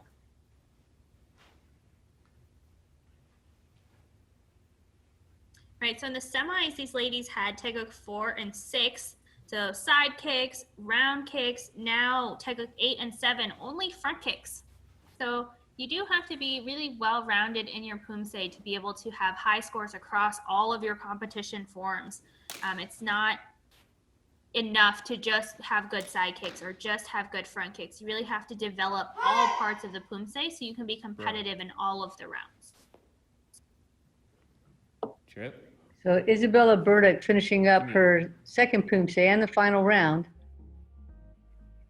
with a 6.1. So she received a 6.2 for her first Poomsae and wraps up her summer Poomsae with 6.15.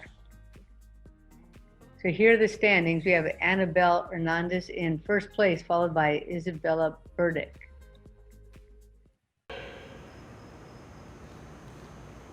Up next, we have Faith Lee from Taekwondo Tigers.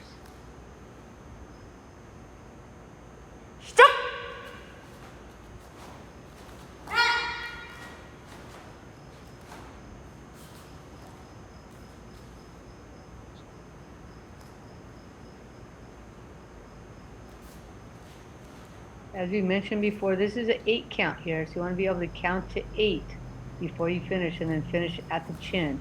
It's a little bit short there. Sometimes athletes get anxious or they forget to count. They say, that seems about right, but we need a full 8.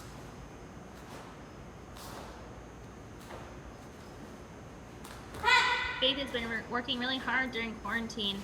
She's doing a lot of body conditioning with body weight exercises. So she's doing push-ups and squats, sit-ups. I think that some of that power that she's been working on is coming through in this Poomsae. So I think that it's a nice addition to your training is some strength training with body weight is totally enough. You don't need to go get weights. She gets a huge 7.0 here, that presentation of 3.9. Yeah, that is really big. You know, it's almost a full point ahead of Isabella, who just went. But Annabelle, of course, came in with that 6.65. So we are getting a spread on the scores already, but I think these scores are just going to go up, up, and up. There's a few accuracy hits on this one. Misplaced techniques on the targets, a little bit low or a little bit high.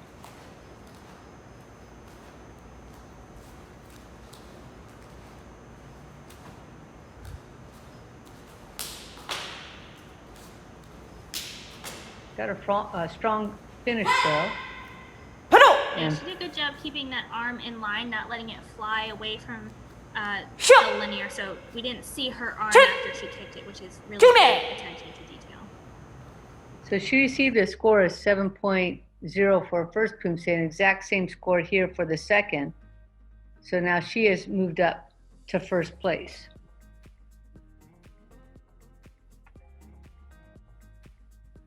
And here's the standings coming up. Faith Lee in first, followed by Annabelle Hernandez and Isabel Burdick. Up next, we have Adeline Jar. 시작.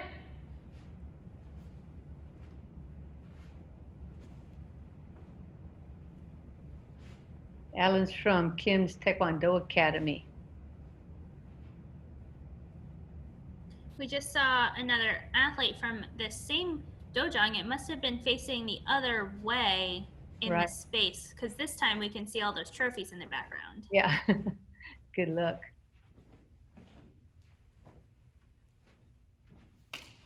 She's in that Fierce Fears club, along with you, Miyako.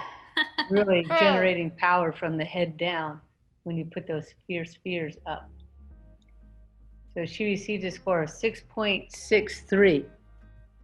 A good score, but we have Faith Lee finished with a 7.0. So this is going to be interesting. 시작.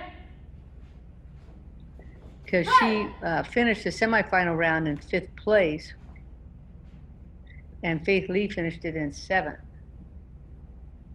No, wait, she finished in 5th, and Faith finished in 6th. Right, so Faith, right now in that first place spot with the 7th, but right behind her is Annabelle Hernandez with a 6.65, which is very similar to the score that Adalyn here got on her first form. So we'll see if she can bump up her score just a little bit to take that second place spot away from Annabelle. She has some good power on her punches, but we do see some weight shifting and some accuracy dings. So we'll see how her second score comes out here. Okay. So Adalyn Jar received a 6.63 for the first one, and look at that, a nice bump for the second one, up to 6.77 for her second Poomsae. So she finishes with a 6.7 and ahead of Annabelle Hernandez, who you mentioned was so close right there. So we have Faith Lee in first, followed by Adalyn Jar, Annabelle Hernandez, and Isabel Burdick. Up next, Hannah Levino. 시작!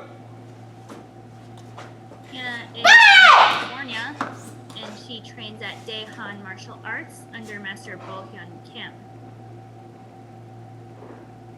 Short here on the stance, so difficult to get that punch all the way where she's intending to get that out. She has to lean a little bit to do it. So just that front foot being out a little bit more, that would definitely help. She's got a great front kick.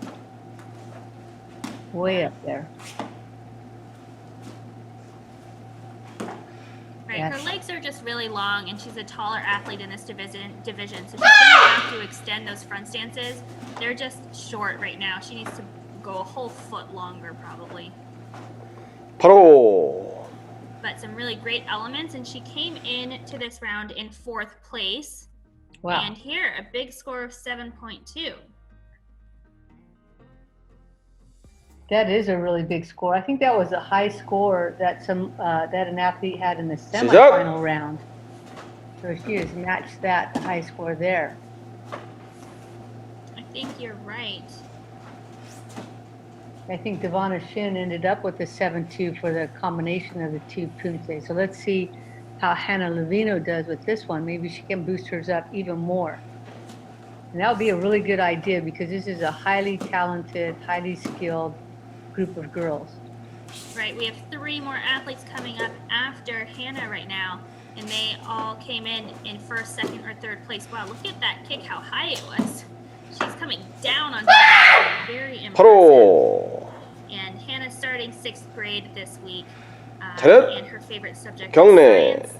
So good luck in school, Hannah. I hope you enjoy those science classes. Look Wow, at this look at score. that. Holy cow. 7.43. That's an amazing score. That is massive. 7.32 definitely puts her up into 1st place. A little bit of a gap there, 0.3. And we have 3 athletes left to go. So up next, we have Jordan Thomas. She's going to have to do a lot here to try and take away that 1st place spot. Jordan is coming to us from Yao Taekwondo.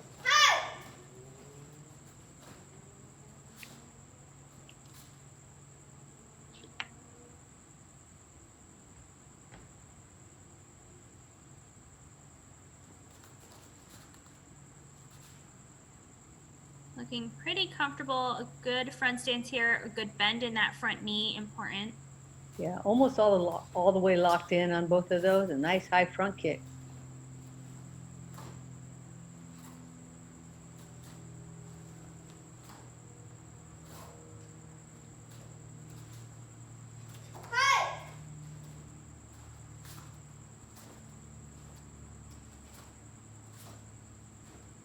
A strong performance there from Jordan Tomas. And a big score, 7.33, just a little bit above Hannah Levino's total score. So a little bit up or a little bit down will definitely matter here on this score for this next Poomsae. With Hannah Levino so close, Jordan really needs to solidify her high score here. Right, throughout the division, we've seen the scores kind of go up or down. Faith had the exact same score for both forms, so we really don't know. There's no consistent, score here, higher or lower for the second form. So Jordan really has to boost, do something a little bit special here to try and get a higher score from these judges.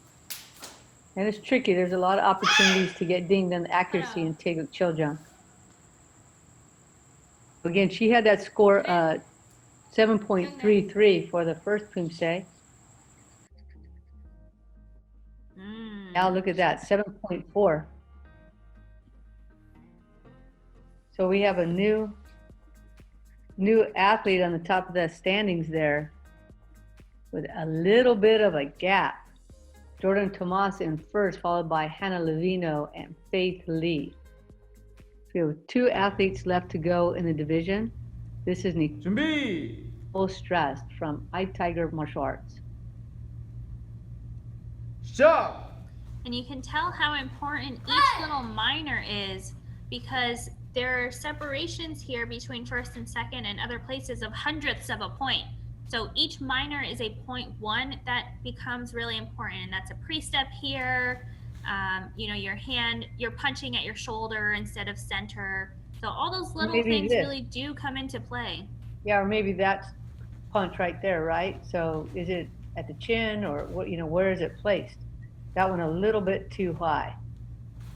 So now kicking well over her head, though. I remember her kicks. Really good attention. She had a great semis round and a good strong opening Paul jump here as well. She has a pretty stable torso while the rest of the body is moving and able to get some click in some of those stances. So she came in second place. So a 7.07 here. That's a little bit lower. That's about in place with Faith Lee, who right now is in third. So she's going to have to really try and boost up this second form here. Right. Nothing's impossible, though. She can really chase it, really give it her all here. I think sometimes if we were in person, we'd really the emotion and the passion and the intensity really rise. Here on video, I was hoping that she's imagining this as it's happening, thinking like, I could get the win if I just push through on every single technique. Right, it's hard to mentally get in that space when you're recording videos because you don't know what round you make it to, you don't know your standing. But if you were her coach, you know, at a tournament and she was in second place but got that 707, what would you tell her going into this second form? Well, we'd be really practicing off to the side with a level of intensity and extension and power and speed that would really take that first place spot. She gets a 7.23 in that first one. In that second Poomsae. So she finishes up with a 7.15. So she finished that semifinal round in second place, but here things are flip-flopping around. So we have Jordan Tomas in first place, followed by Hannah Levino and Nicole Strast. But, you know, still, whether you're, you know, at home or at a tournament, you still want to be able to give your personal best performance. So that's why it's so important to practice that way, as if you're at a high-level tournament, not just wait till you get there to try to figure it out. So we talked about this before. I would just be saying, you know, just do you, meaning, you know, do like you do in practice, do to the same intensity level, power level, and contrast that we normally do in practice, and everything will be just fine. Look at that, nice high kicks from Devana Shin. And she received the highest score, of course, in the final round. She got a 7.2. But now we have 3-4 athletes in this division right now with over a 7. Right, and she is doing a really great job here. She has those high kicks, nice volume of motion on those defensive blocks. And she's coming to us from World Taekwondo Center in San Antonio, Texas, a 7.3. So here we go. We're into it now. We have a 7.32 from Hannah Levino and a 7.37 for Jordan Tomas in first place. So she needs to get a higher score here on the second form to keep that first place spot. Right, and if you are at home pacing around the TV, I totally understand this. This is super exciting here in this girls' youth female red belt final. Right, these high-level forms, it's very exciting, and they're all just doing such a great job. I hope you guys really enjoyed this tournament, the Summer of Poomsae. It's a little bit different, but it really let us keep training and have something to work towards. And also we can keep looking at these videos and study them, analyze them, use them for further training. That's what's fun about it. We've never had access to this many video at our fingertips. And that's Devana Shin finishing up. She scored a 7.3 in the first round. Look at that, 7.53, the high score. That's enough. That'll do it. Yeah, there with a 7.42, a little bit of a gap over Jordan Tomas. So let's see how the standings look. Devana Shin in first, followed by Jordan Tomas, Hannah Levino, and Nicole Strass. That was a really high-powered group. And now we're off to the youth male black belt finals. 준비. This is Abe Beach. 시작. We're getting so close to the end here, Coach Brand. You know, it seems like the time has just flown by, Miyako. I know we have watched what seems to be millions and millions, if not billions, of Poomsae, but at the same time, it went by really quick. It did, and I think that you can always learn from Poomsae, and each person has a slightly different style. Abe here is from California, Black Tiger Taekwondo, coached by Master Kenny Cho, and he just opened up with Ojong. Again, this youth male black belt division is going to do 2 forms. He just got a 7.13. Wow, so opening up here already in the 7s. That's great. Yeah, these athletes in this division are going to do Taeguk Ojung and Taeguk Sajung. So in the semis, this division had 15 athletes, and we were mostly in the 6s, just a couple of 7s sprinkled in throughout, maybe about 5 7s. So we are going to have some pretty big scores here. Abe came into this round in 8th place going first, but he's opening so strong. Great power, good kicks, got that 7.13. So let's see where this second form goes. 차렷. 그네.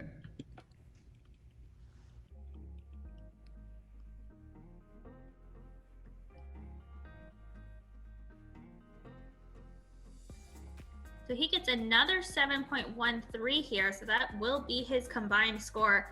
He is the first one and setting a high bar here.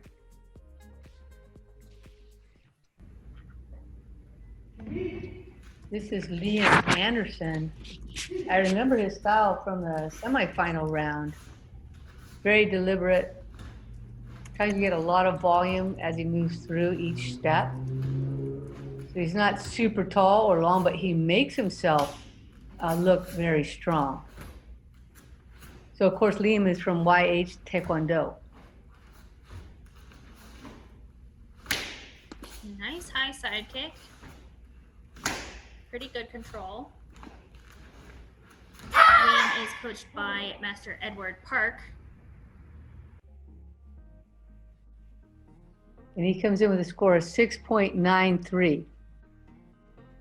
So he's going to have to do a little fighting here in the second form, Taeguk Sajang.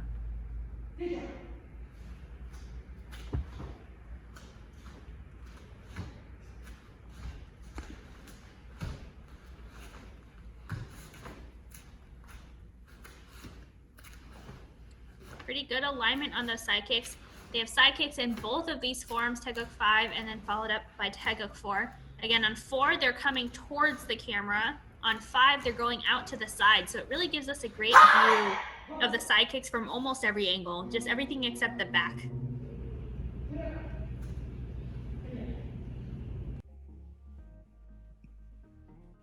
So look at that. That's a nice big jump, 7.27 for Liam's second Poomsae. So finishes with a 7.1. Ooh, just got really right over that 7. Great job on the second form, but it just wasn't quite enough to take over that first place spot from Abe Bish. So he holds on in first place for now. Up next, we have Kobe Lo Kin Feng from the Wongale, coached by Master Lee. Now remember his style being really calm, not a lot of extra movement anywhere, really quiet core to highlight what's happening everywhere else. Right, he did a good job of keeping those elbows in when his front kick was just flying up.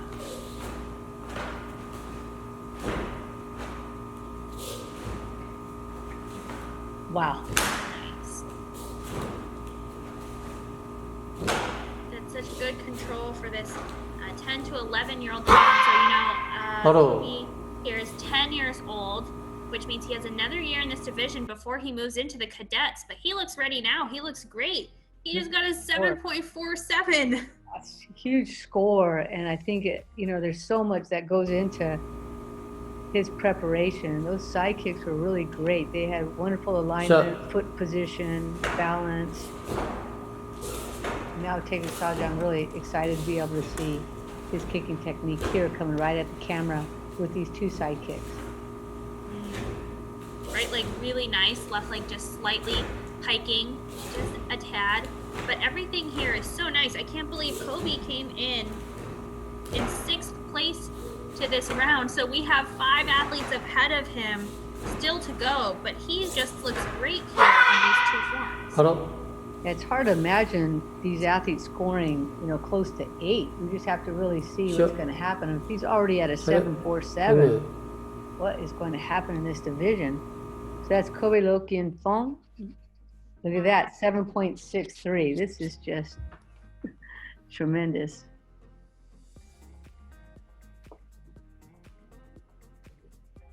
So here we have the standings so far. We have Kobe in first place, followed by Abe Bish and Liam Anderson. And up next, we have Jace Yee. And I remember Jace from the semifinal also having very clean kicking technique. So this will be interesting, especially going back to back with Kobe.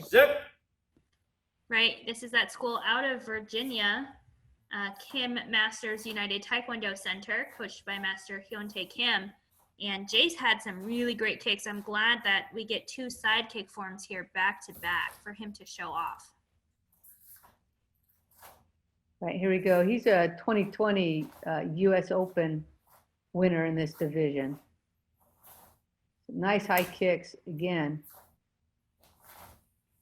A little bit different style than Kobe's. And a little low on that last hand technique. That was interesting. He was holding on to that balance, Coach Brand, but he got a little bit lower score here. So a 7.1. Yeah, a couple of dings there. Some of the technique, and Ortega Kojun can definitely do that too. You got a little balance moment at the end of that form too. That might have impacted the score. But we are definitely not the referee, so we don't know exactly how they're scoring this. We are just walking it through with the crowd here. Right, we're just watching it with you guys, excited to be watching these high-level athletes. I remember his front kicks now that I see it. Yeah, and it's fun when it's right near the camera like that. He can really put that knee up his nose in a nice way. So really good power from the floor on those 2 front kicks up near the camera. So Jace got a 7.1 on his first Poomsae. Okay.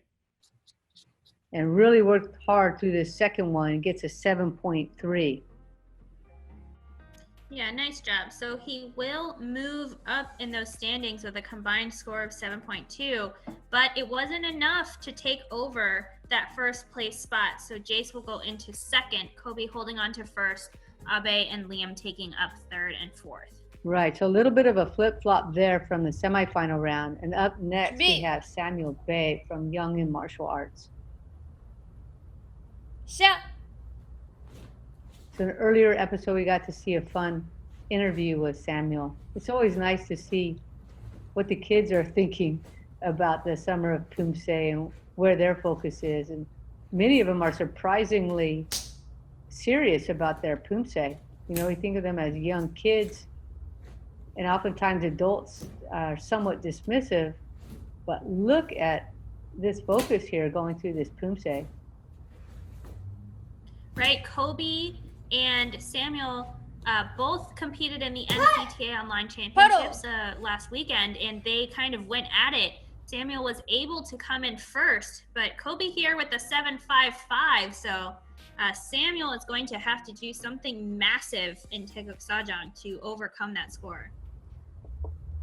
Right, so Kobe Lok Yin Feng, again, he's got a 7.63. That is just a mountain of a score.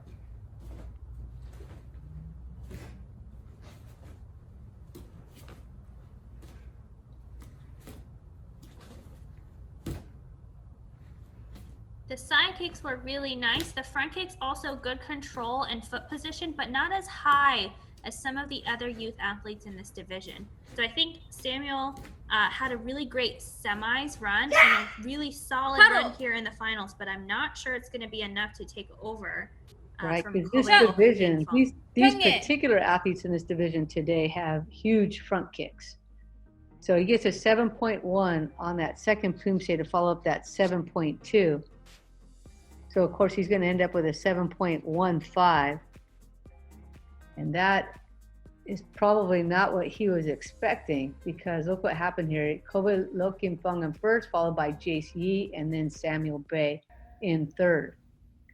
So again, little flip-flop on the semifinals. This is David Gill. Stop. So he finished that semifinal round in third place. Let's see how he does here in this really a strong division. All right, David comes to us from Gainesville, Virginia, trains with U.S. Tigers under Master Dennis Kim and Master Charlie Kim. He's starting off pretty strong, a lot of hand technique strength. Some athletes, they just focus on the kicking techniques, but the majority of the Poomsae movements are hand techniques, right, Miyako? So we would definitely want to give them their due. Absolutely. Every single move has a hand technique. You have to use both of your hands. So really being able to show good power and control through that is important. David Gill here gets a 7.1. So that seems to be kind of where a lot of these athletes are around that 7.1 to 7.3 range. So let's see if he can bump up this second form. Maybe a little bit easier. You learn 4 before 5. He's really great extension on the side kicks, just slightly out of alignment. Right. Foot position not there, so that's an issue for him, because he can kick really pretty good on the front kick, but the foot position is not quite there yet. A lot of athletes struggle with that, being able to flex the foot in right position. So that was David Gill from U.S. Tigers. And he received a 7.1 on his first Poomsae and a 7.2 on the second. So another 7.15 here. We'll have to look at the scores because that will be a tie. Yeah, exactly. Same as Samuel Bay. So David Gill just a bit above it. And of course, that's because his presentation score was higher. This is, excuse me, this is YG Ngong from Apex Tigers Martial Arts.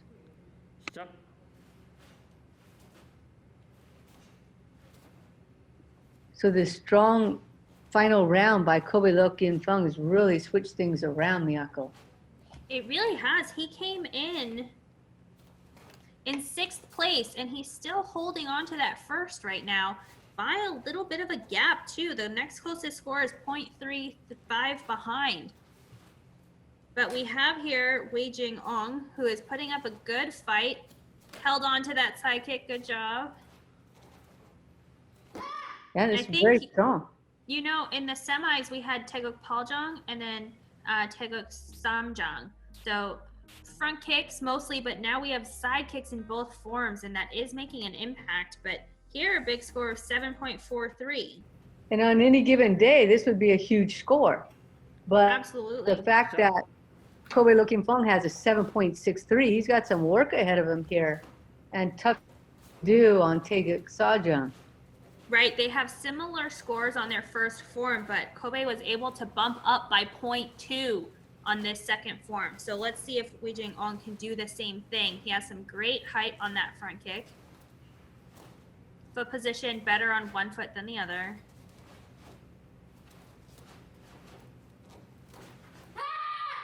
So that was a really good performance by Wei Jing Yang on that last Poomsae there, Taeguk Sajang. But let's see what the referees had to say. So you got a 7.43 on the first, and look at that, 7.53 but not enough, right, Miyako, to push into that Still first not place. enough, yeah. Yes. Good enough for second place, though.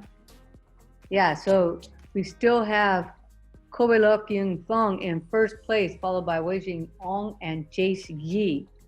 So we have one athlete to go. This is Silas Min. He was in first place after the semifinal round. And Silas is from Kim's Taekwondo Center, coached by Master Soo Young Kim.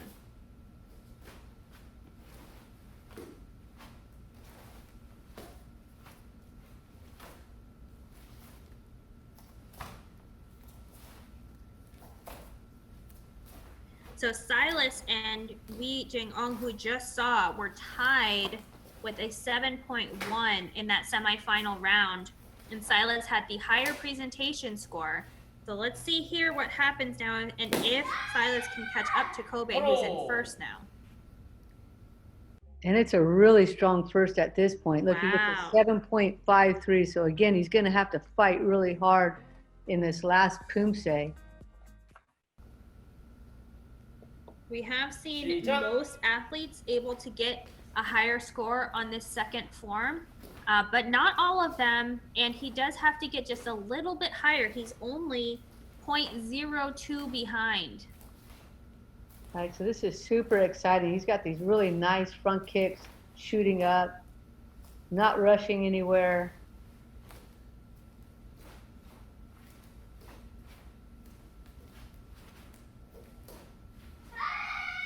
And that's Silas Min finishing up Taeguk Sajang. He had a 7.53 for his first Poomsae. I'm so excited. Oh my gosh. Oh, he did it. Did he? Didn't he? No, you almost did it. 7.58. Wait, didn't Kobe? Oh, he That's did. enough. Oh my gosh, look at that. Squeaks by with a little bit there. Silas Min in first place, followed by Kobe Lok Yin Fung. Wow, that was a great finish. That was very exciting. Holy cow, that was so close. And now we have, I just almost want to get my heart back down to a good rhythm here, but I can't because already we have Sofia Hernandez coming up in the youth female black belt final. So these athletes are doing Taeguk Ojung and Taeguk Chiljung. So a nice combination of side kicks, front kicks. We get to see some different rhythm and flow. Sophia's from Texas Forge in Taekwondo, coached by Master AJ Munoz. Hello. Does a good job here opening up this division. And she received a score of 6.57. So we have all 8 in this division. See, set. We had some big scores in the semis. About 5 athletes climbing into the low 7s. Sophia did a really good job on that first form, Taeguk Ojang. Now on to 7. Only front kicks and those crescent kicks at the end, but lots of dynamic hand motions here coming up right now. Yeah, I'm expecting a lot of high scores. I think we got some 7-1s, some 7-2s, somewhere in the mid 7-2s in the semifinal round, if I'm not mistaken. So That's I think right, that, I think that we're going to go even higher in this round. So that's Sofia Hernandez finishing up with Taeguk Chiljung. She received a 6.57 for her first Poomsae. And for the second, a 6.57.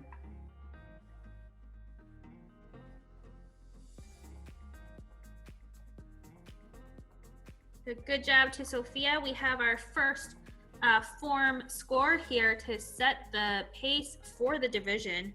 We have a full 8 athletes in this final for the youth female black belt division. To be. And this is Gwen Legaspi. See.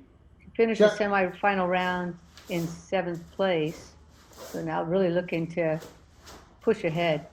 She's got some nice height on her front kicks.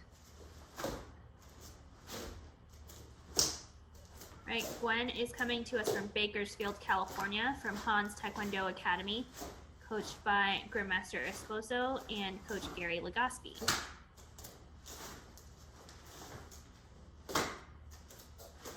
Some good control on that side kick, not the highest. I think that some of our athletes later in this round are going to be kicking really high towards the sky. And she had a little bit of a collapse on that bottom leg, but pulling in a nice big 6.93 on the first form. Yeah, she did what she could to make sure that she extended it and held it for a moment. See. So that was a good effort from Gwen on those side kicks there. But on Chiljung here, no side kicks. And really great front kicks. And you only get 2 shots at the front kick in Taeguk Chiljung, so it happens really quick at the beginning, the first line, and then that's it. No more kicks to the last line of the Poomsae, but those won't be facing the camera at all. We'll have a little bit different view of those. Looking for those to be centered up and that arm not waving around after it gets hit. Bro. So Gwen had a 6.93 for her first Poomsae, Taeguk Ojang. And now for Taeguk Chiljung, she received a score of 6.9. So both of our first 2 athletes fairly consistent across the 2 forms in the scores. Gwen here with a 6.92. So not much difference between the 2 scores, 5 and 7. They have different difficulties, but maybe about the same level of overall difficulty. We'll see if the other athletes have differences in scores though. Up next, we have Livia Vial.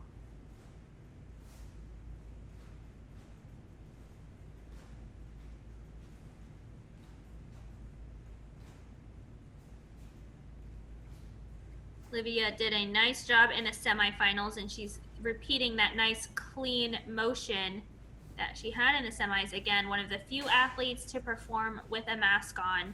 And we really just give a lot of kudos to everybody who had to do that, because it is not easy, especially when you're doing multiple runs back to back to back.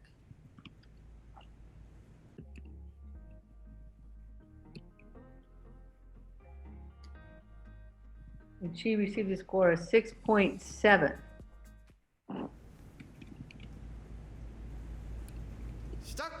So in that semifinal round, these ladies did Taeguk Yukjang and Taeguk Samjang.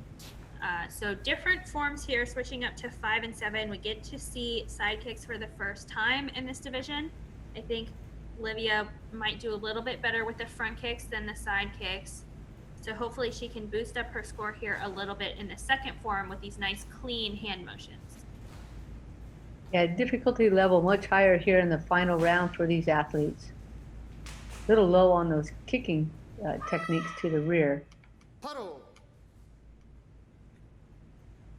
that's Livia Vial finishing up Taeguk Chiljung. And she receives a score of 6.93.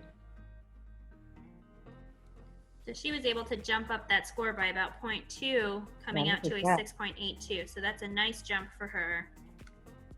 Right, and I believe now in second place behind Gwen Legoski and just ahead of Sofia Hernandez. 준비. This is Keda Aryan. You gotta love this training space here. She's really rigged it up here to make sure that the referees can just see her in the frame and not a lot of distraction. I think that was her intention there. She's really got some pretty clear movement.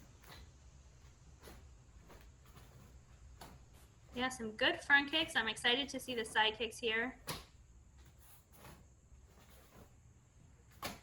Pretty good reach, good extension. Yeah, especially on that left one, good extension there. Nice strong finish. Keda is from Raleigh, North Carolina, coached by Master Aileen Salzberg, and gets a 7.07, so a new high score here. Very good. 시작.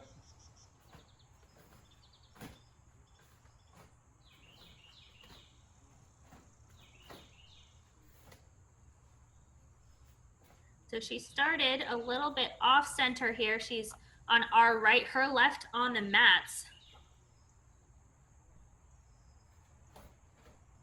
And I think that was by design because here she needs to have 2 front stance lengths. Yeah, definitely intentional, but still, I think she might feel that little subconsciously because she's shortening up those front stances a little bit. Maybe thinking she doesn't have enough space, but I think that shift over to her left side actually would have given her a lot of room to extend those front stances. Right. So once you get to this age, this height, you might need about 4 squares side to side for some of these forms, but doing a really great job in space she has, got a nice good score again of 7.07.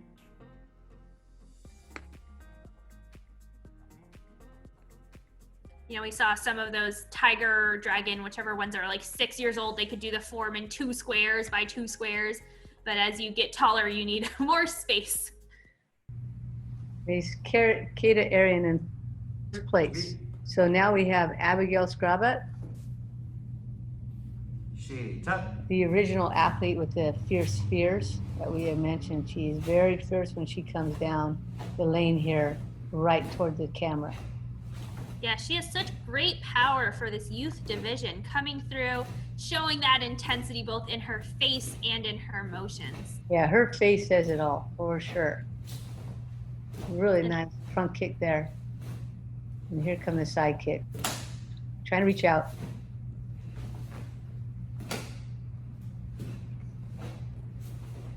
So good side kick height, not quite as high as we might see, but a nice strong retraction too. So really important to make sure you get that retraction after the kick, which she had.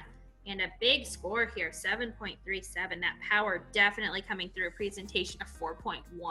Yeah, really good control on each of the techniques, not going out of her comfort zone on any of it, and just trying to get all the power that she possibly can. Some of the athletes don't go quite as low on this Poomsae, but it's nice to see that she's trying it. She's a little higher up on this line, but that first line, she looked pretty strong in that stance. Yeah, Abigail's from High Point, North Carolina, trains at Tiger Kim's World Class Taekwondo by Master Han Dong Yoon. And she's been very busy. I think she did freestyle in this tournament too, if I remember that correctly. I remember her hair, so don't quote me on that, but somebody in freestyle did it with hair like this. And she also just recently won the NCTA Online Poomsae Championships in this division. So she came in here in 4th, but has some recent experience and success. So let's see here how she does on the second form. Oh, the exact same score. That happened twice now. So she gets a 7.37, and now she's in first place. So here come the standings again. We have Abigail Skrabat in first, followed by Kata Arian and Gwen Legaspi. Up next, we have Mika Chi. 준비. Mika is from Los Altos Hills, California, trains with Taekwondo Kids and M-Team CPP program, coached by lots of masters here. Master Johnny Lee, Master Chin Sonu, and coaches An Kui and Long Win.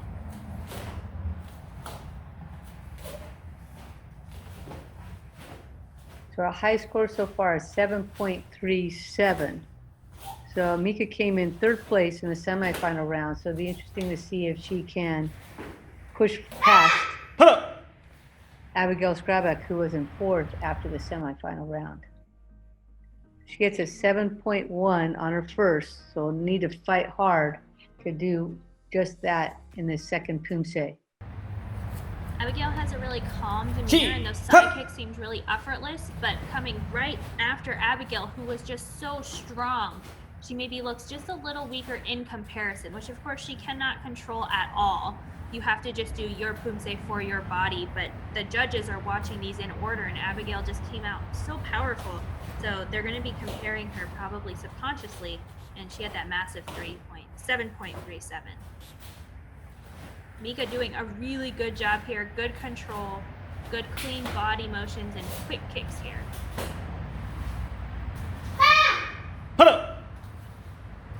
So let's see how the scores roll in. She had a 7.1 for her first Poomsae, Taega Kojang, and now with Taega Chojang,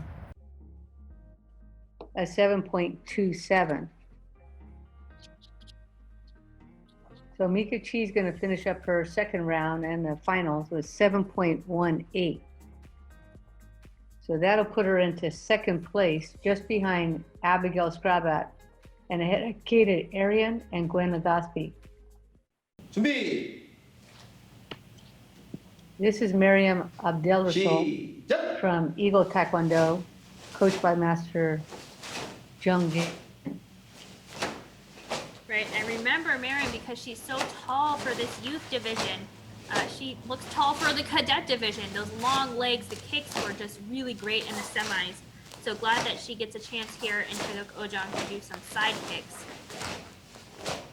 Yeah, she almost looks like a junior athlete at this height. Real good extension off the side kicks. I'm actually surprised that so far we haven't seen any of these youth athletes going for that vertical side kick. They're all doing really great, controlled, fully extended side kicks. So maybe as they get into the cadet division and above, they'll start pushing a little higher. But Miriam here, in great control, gets a 7.5. That's huge in this division. That's quite a gap from all the other athletes so far. So let's see how Miriam does their last Poomsae take a chill jump. She has such great power on those front kicks and arm motions. So similar to Abigail, able to get that power coming through, a little extra body motion there, but also has the length and the height of all of the kicks. So a nice, well-rounded athlete, also very competitive and does well in sparring. I'm sure those long legs help.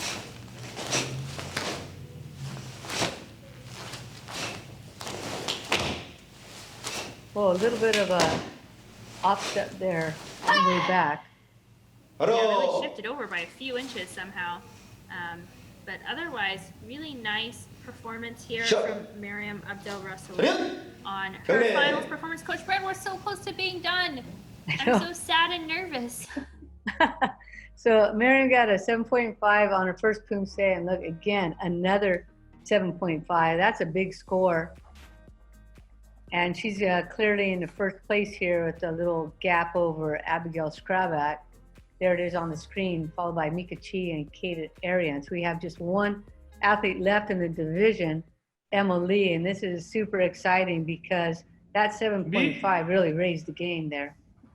It really did. We have about 707, 718, jumps up to 737, jumps up to 75. So Emma Lee has a mountain to climb here in this finals round. She came in first place and has a lot to try and catch up to. Of course, she doesn't know that. We're the ones here feeling all the nerves, and I'm sure everybody as they're watching this episode. But while she was recording, she had no idea. Trying for that extension there and there as well. So it'll be interesting to see how this gets scored. She came in to this round after finishing the semifinal with the first place finish there. So she gets a 7.47, another high score, but not quite as high as Miriam. Right, and Emma is from Westchester, New York, trains at Miracle USA Taekwondo under Master Suji Kang. She has some really effortless front kicks. Again, no side kicks in this second form. Those were the only two kicks that we could really see. Good accuracy shift there on the height on those two moves.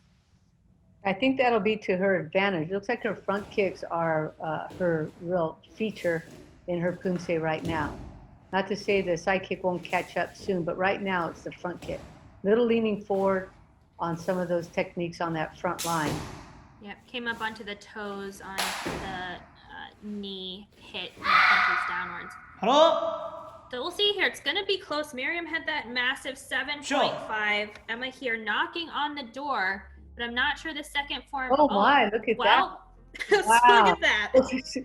So she had a 7.47 the first one, and now the 7.57, just scooting over.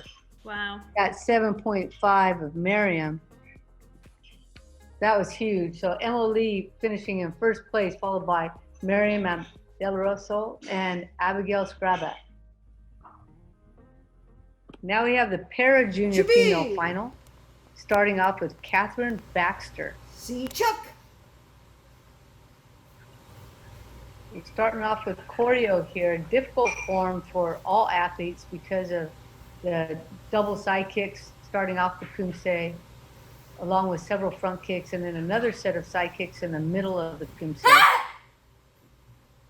Right, and for these para divisions, these athletes will do 2 Poomsae each, and they get to choose their own Poomsae. So even if we have multiple athletes in the same division, they may not do the same Poomsae. Catherine here doing a good job working her way through. Might want to wait just a couple seconds longer on that 8 count. But nice connection on the hand techniques for the last bar. And that was Catherine Baxter in the para junior female division. And gets an 8.0 for choreo. That's great. That's our highest score of the day. Absolutely. I think maybe the past couple of days. Yeah, really great presentation score. She received a 5.1 for presentation. That is a huge score. So now off to take a pole jump. So might be picking the 2 highest forms that she knows here. Junior is 15 to 17 years old. That might have been a really smart strategic move to pick the higher level Poomsae. After that first one, she got a really high score.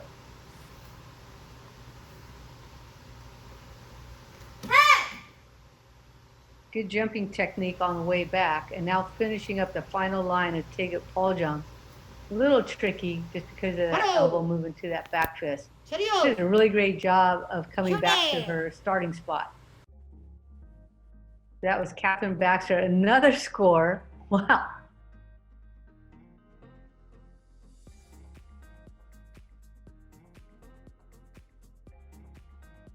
Like her combined score is 7.97. Interesting. So she finishes with a 7.97 in the para junior female final. All right, hey, this is Coach Nelson, and thank you for joining me. I am one half of the Chopping It Up team of Jason and Sherman. I'm the better looking half, so you are blessed today to not have to bear with Jason. But no, I have one of our Taekwondo athletes with us today, Yerick Salter, and I am happy to talk to Yerick and his family and Coach, and I'm just looking forward to introducing you to the world. So Yerick, how are you? Good. You good? Yes. Now, Yerick, where are you living? Where do you live? Napa. Napa. Where do you live? You lived in Napa, what? Idaho. Napa, Idaho. And then when you go to your dad's, where do you go? Oregon. What city? Bend. So there's 2 different places. Napa, Nice. Idaho. Oregon. Idaho and Oregon. Okay. All right, so let me just ask it's Idaho, so I'm gonna ask it. So I hope you don't get upset. Are there really a lot of potatoes in Idaho? We don't have any tomatoes in our yard, but there are tomatoes. No, not tomatoes, potatoes. Oh, potatoes. Yeah, that's what they say. Okay, all right. So, Mom, let me start with you. Why Taekwondo? Well, when he was like 9 years ago, we needed to find activities for him to do since he wasn't participating in school activities. And one of his in-home tutors' husband worked at the high school, and he was doing a Taekwondo class with his special ed kids. And so we're like, let's join up. So we started way back when he was like 9 years ago. So he was older than most of the high school kids. Okay. And so we decided that would be something different for him to do, to learn how to follow directions, do things on his own. And it took a long time for him to be able to do and follow directions for everything. His tutor would have to help him, instruct him how to do it and all that kind of thing. But then he learned to really like it. Do you like it? Yes. Yes, he likes it. I love it. Now, he is autistic. He does. He has autism, right? Okay. And I have had the pleasure of working. I have a student, Christian, who is autistic, and it has when I say the breadth and length of his smile when Taekwondo starts, I really don't even need electricity in our school, because when he smiles, it lights up the whole building. And so that's another reason why I was really happy to get to do this interview. So Coach Sherry, you're at High Desert Martial Arts, is that correct? Yes, that's Okay. in Bend, Oregon. And that's in Bend, Oregon, right? Yes. So talk to me a little bit about what it's like to have Derek in class. Oh, Derek is awesome. I love his smile. It's like you said, his smile lights up a room. And being able to work with Derek as long as I have, he is amazing. We started, like Jill said, with the very, very basics 9 years ago. He's working towards his blue belt now. He's learned 4 Poomsaes, 1 steps, done board breaking, high blocks, low blocks. Master Graf in Bend, who High Desert Martial Arts is Master Graf's studio. Right. Since school shut down, I was kind of doing a program through the high school, and since school shut down, Master Graf has always wanted to have a program like this in his studio, and so he opened it up to people in Bend and opened it up to all of the kids that I was working with and sisters, and it's been awesome. Just unbelievable. See, these are those stories that there are days when you can be like, this is so much work, but then you have an opportunity to hear this story, and then you realize it isn't work. It's a blessing to us to be able to share a sport or an art that we love with other people. So Derek, let's come back to you. You're the star of our conversation. What's your favorite part of Taekwondo? What do you like about Taekwondo? High block. High block. Okay. But not the high block. Okay. Block. Okay. What? Down block. Okay. Okay. Block. What else? In block. In block. Okay. Like to break boards. Listen, Derek, who doesn't like to break boards? Come on. You like it? Like it. Yes. That is awesome. Listen, so you're about to go for your blue belt. All right, that is going to be awesome. Coach, can we ask a favor that you keep us apprised when he goes for his test, when he does his test? And Absolutely. Mom, can you guys let us know because he's going to pass it? Because Derek, we believe you are. Yeah, we believe you're the man. So you're going to pass it so that we can kind of keep an eye on. I'd love to keep an eye on him and watch him move through the ranks and get to that blue belt, learn some new forms, break some more boards, do some more high blocks and in blocks and down blocks. Derek, is that okay? Can we stay in touch with you? Yes. You wanted a video and send it to Sherman? Yes. That'd be fun. Sure. Oh, that would be awesome. That would be awesome. Listen, I promise you that we will definitely share your story. But I'm going to keep up with you and make sure you have what you need to get through that next test. Because after blue is red after blue at High Desert? At High Desert, they go blue and then high blue and then red. Red, and then you have degrees within red and then black, right? He's about halfway. Okay. All right. Listen, you're stuck with us now, so they should have never introduced you to us, because now you have a whole bunch of us, and we're going to be harassing you, making sure that you know that you are loved and appreciated. So thank you guys, Salter family. Thank you guys for sharing Derek with us. Coach, thank you for spending some time kind of giving us the whole story. And Derek, thank you for, one, doing the greatest martial art in the world, which is Taekwondo. 2, humbling us by gracing us with your presence, man. We're grateful to get to talk to you. What's one thing you want to tell everybody before we say goodbye? What do you want to say about Taekwondo or doing this interview? You want to say goodbye? Goodbye, yeah. You want to say goodbye? See, that's what I. Why waste words? Why waste time and words? Derek said, I just want to say goodbye. Goodbye. Listen, this is Coach Nelson. I tell you all, I have the greatest job in the world. because I get to tell these stories about amazing people doing the sport and the art of Taekwondo, and it is an absolute blessing. Thank you again. Thank you to everybody for being on. Now, Derek, I do have some news for you, though. You do have to get chopped, because I chop everybody at the end of the show. So, hi. Just know that you had to get, see, you didn't have time to do your high block or your end block. Yeah, because my chops happen real fast. So you all work on that. So when he's a blue belt, he doesn't get chopped as easily. Is that okay? Yes. Thank you again. Thank you, everybody, for your time. This is Coach Nelson, and I'm signing out. We will see you soon. Yes. Thank you. Bye. Thank you. Thank you. Thank you. Thank you. And this is the para under 30 male final. We have 2 athletes in this division, so this is great. Let's get a little competition going here. First up is Yerick Souter.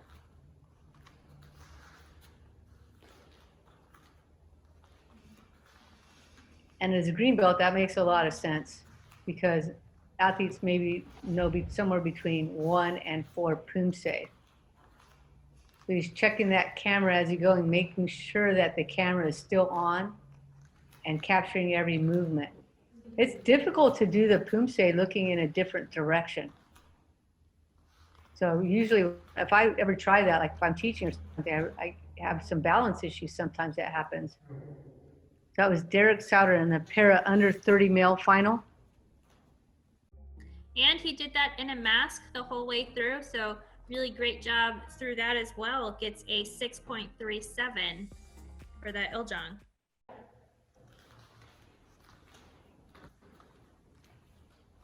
So now going for Taeguk Samjang.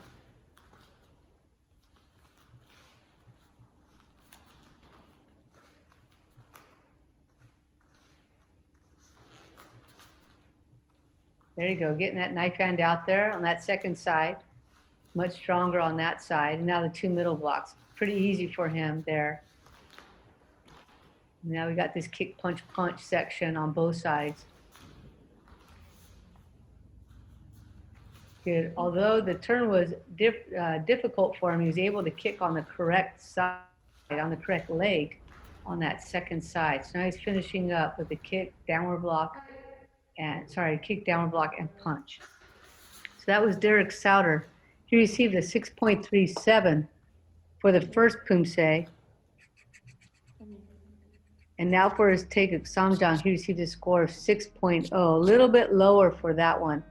I think it may have had to do with just that one turn right before that second front kick. Right. So he ends up with a score of 6.18.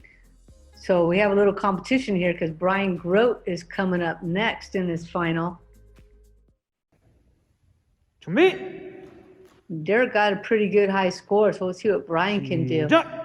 And he gets to select his own Poomsae, of course. So he's not doing the same Poomsae that Derek did. All right, looks like he's starting with Taeguk number 2.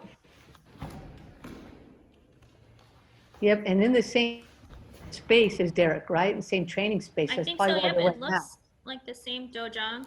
And he's doing a good job here of differentiating between some of those higher blocks and punches and then the lower ones. Right, now on his way back. So I can see now why they're wearing the mask, because they're all probably sharing that same space. So good job to Brian Grote on his first Poomsae. We know Derek had a total score of 6.18. And look, Brian has a score of 6.23 on that first Poomsae. So let's see if he can hold on to this small lead that he has. Right, Derek chose to start with Taeguk 1, but he actually got a 6.37, so he had a really high score on that first one, and then went with the harder form, whereas Brian started with Taeguk 2. And now doing Taeguk Iljong. Right, so there is some strategizing that can be done there when you get to choose your own Poomsae. Yeah, what would you pick if you got to pick Miyako? What would be your final round? I think my 2 forms, if I could pick, would be Chiljang and Shipjin. Chiljang and Shipjin. How's it? I have very strong upper body, big hand motions.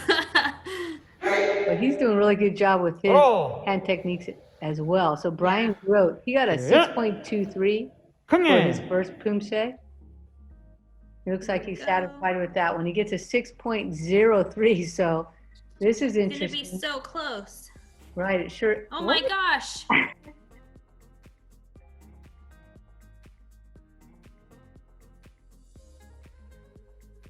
So we have Derek Souter just edging out Brian Grote. Where are you from, Grace? Ben Hall again. And what club do you train with?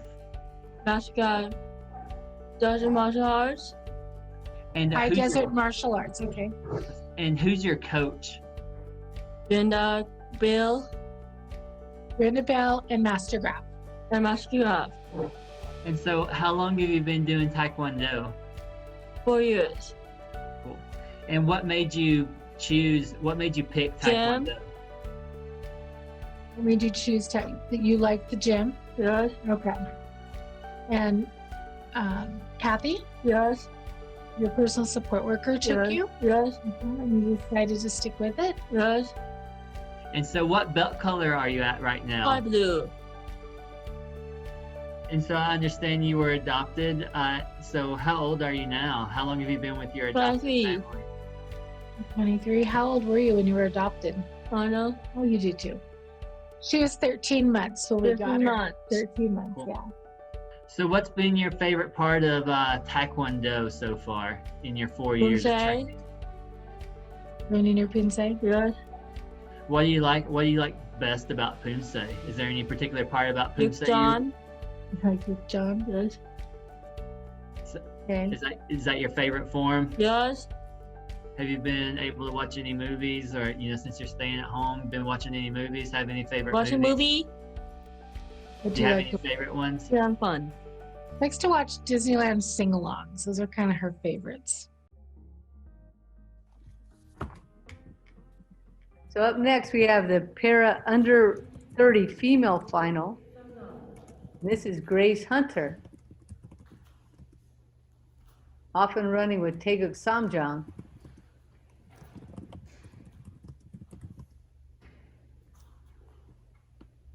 There we go, getting that nice knife hand strike technique, making sure she's got the right preparation position.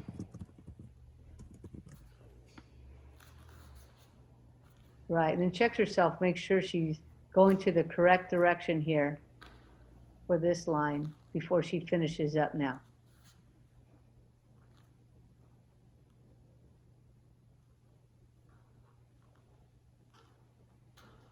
Good, and finishes up that last line, nice and clean, and back to her starting spot. So she gets a good score, 5.97 for Grace Hunter's first Poomsae.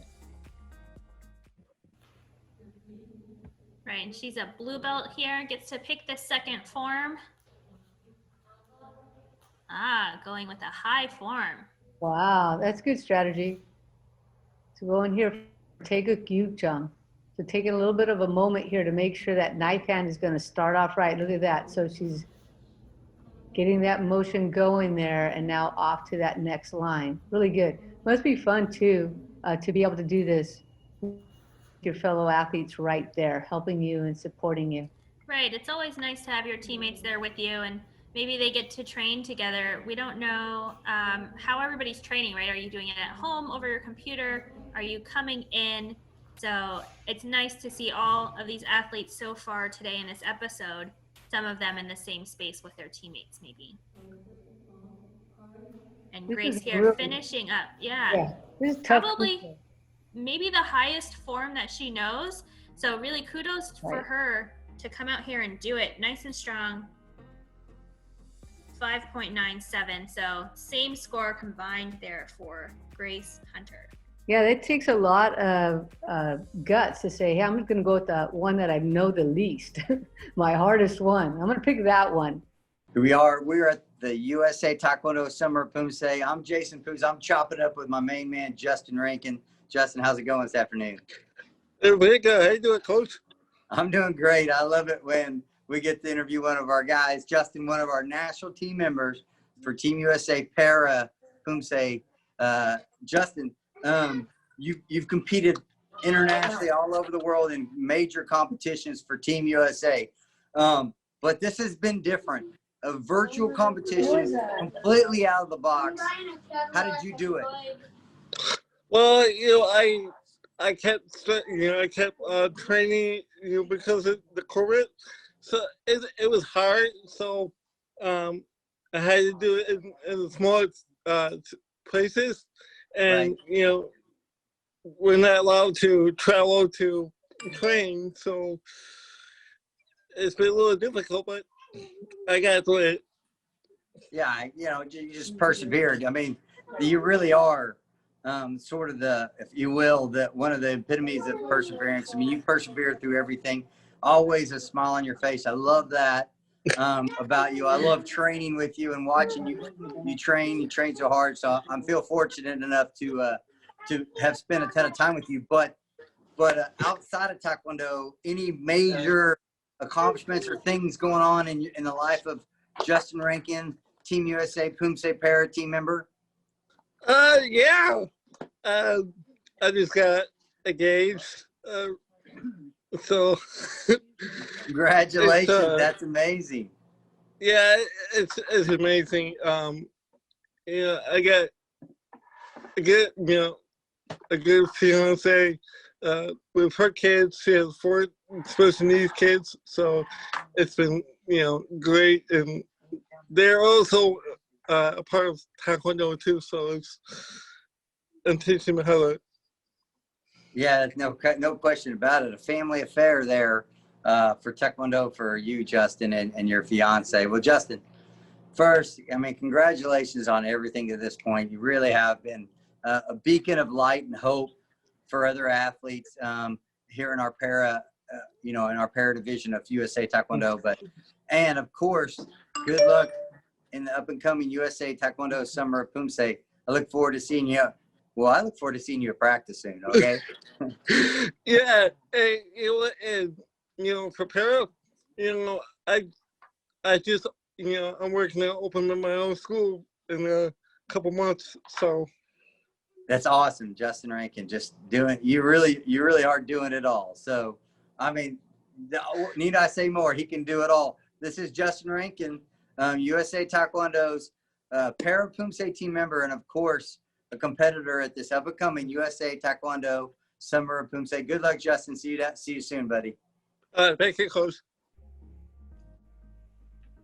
So this is over 30 male para finals, and this is Justin Rankin.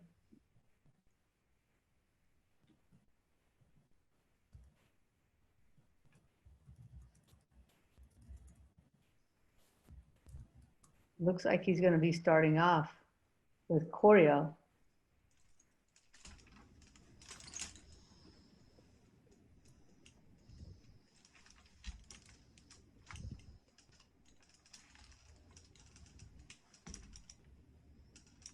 And Justin Rankin is on Team USA. I believe that he went to the Pan Am Games to compete in Poomsae. Do you know if that's correct, Coach Brand? Well, I do remember seeing him at the Pan Am Championship a couple years ago in Costa Rica, where he competed. I don't know about the Pan Am Games. That would make sense, though, because he's a black belt, and he looks like he's well-versed in the Poomsae. Right, and he's doing Pyongwon here, doing a really good job working through some of these sideways motions. Pyongwon is done all on one line and has a lot of kicking and turning techniques. So here we see him working through those. Yeah, that's a good strategy for him. At the beginning, I thought he was moving towards choreo, but it's clear now that he actually is working through Pyongwon, which is not an easy Poomsae for anyone.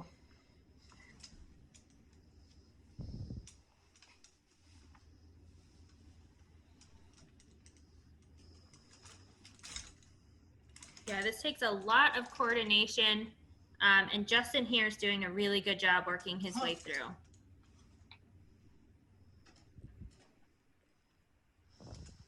Yeah, that motion there, a lot of athletes lose their balance on that position there. He did a really good job.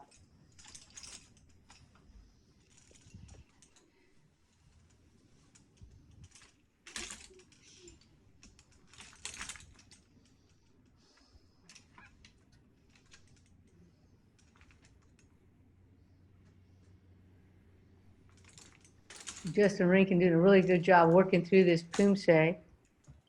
Some nice fun facts for Justin. I understand he just got engaged. Is that right, Miyako? Oh, that's so exciting. And not only that, he just got a 7.83 for his first Poomsae. So 2 fun things to get excited about. So now off for a second Poomsae.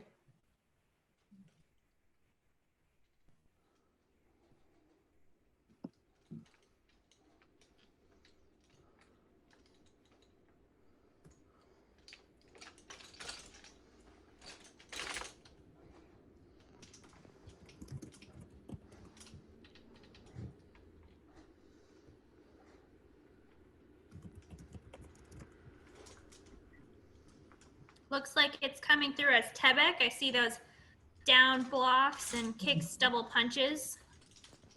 Yeah, opening up with that strong first initial movement and now going toward the front line here. The parry punching techniques.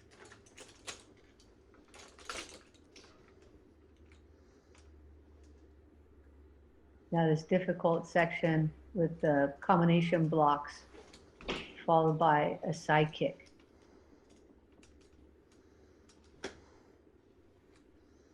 He's going to repeat the same thing on the other side. So these compound hand techniques with the blocking.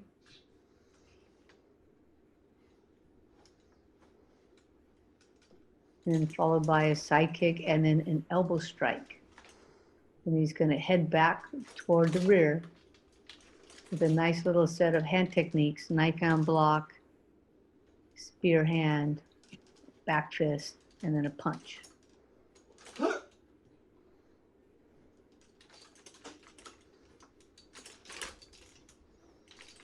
It's so great to see Justin compete. You know, he's a member of Team USA, represented the US at many different para-Poomsae events around the world. And so it's great to see him here in his team uniform. I know that's always exciting when I get to compete in my team uniform. And Justin's been doing Taekwondo for, I believe, over 25 years. So lots of experience here working through these Poomsae, and he's doing a great job. Just finished off his Tebek. And you can really tell he has a lot of experience, and he picked really difficult Poomsae. Both Yeah, of absolutely. Pyongwan and Tebek, those are very difficult Poomsae. He ends up with a 7.85. We got some pretty high scores here in this para action.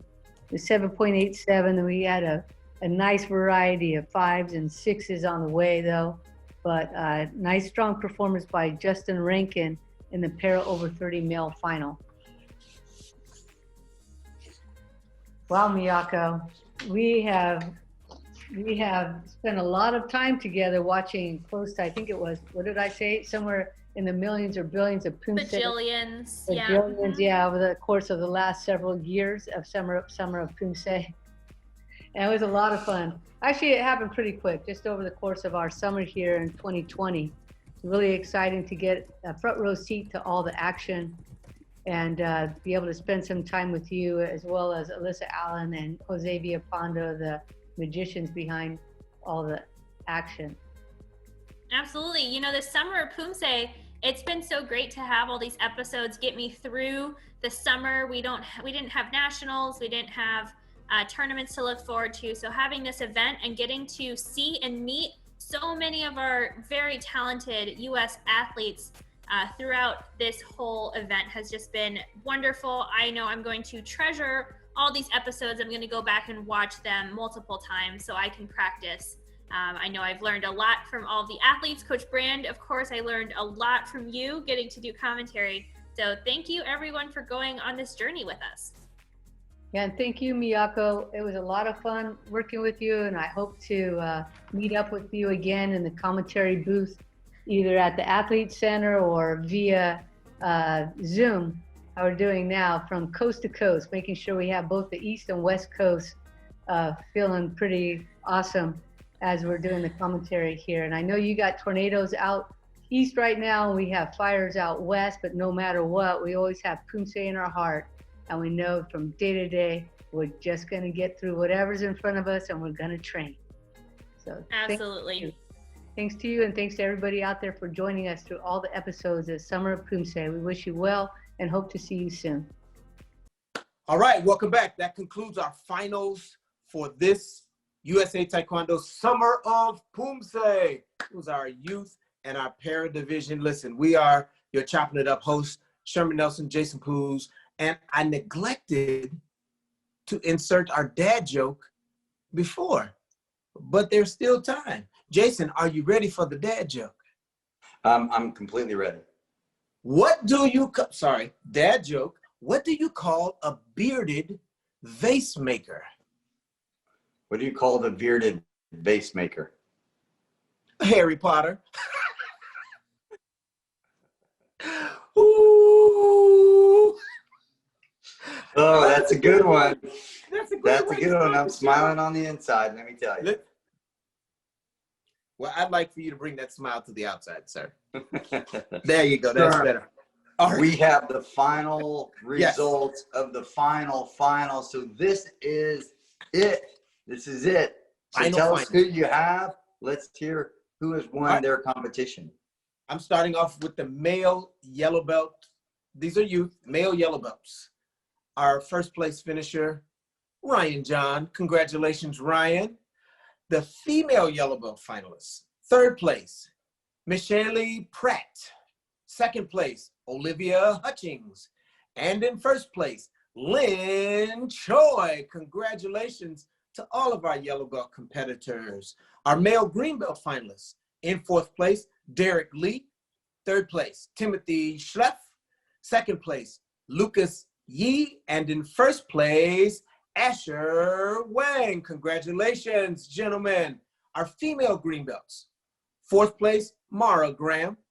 Third place, Estella McGraw. Second place, Yiyang Zhang.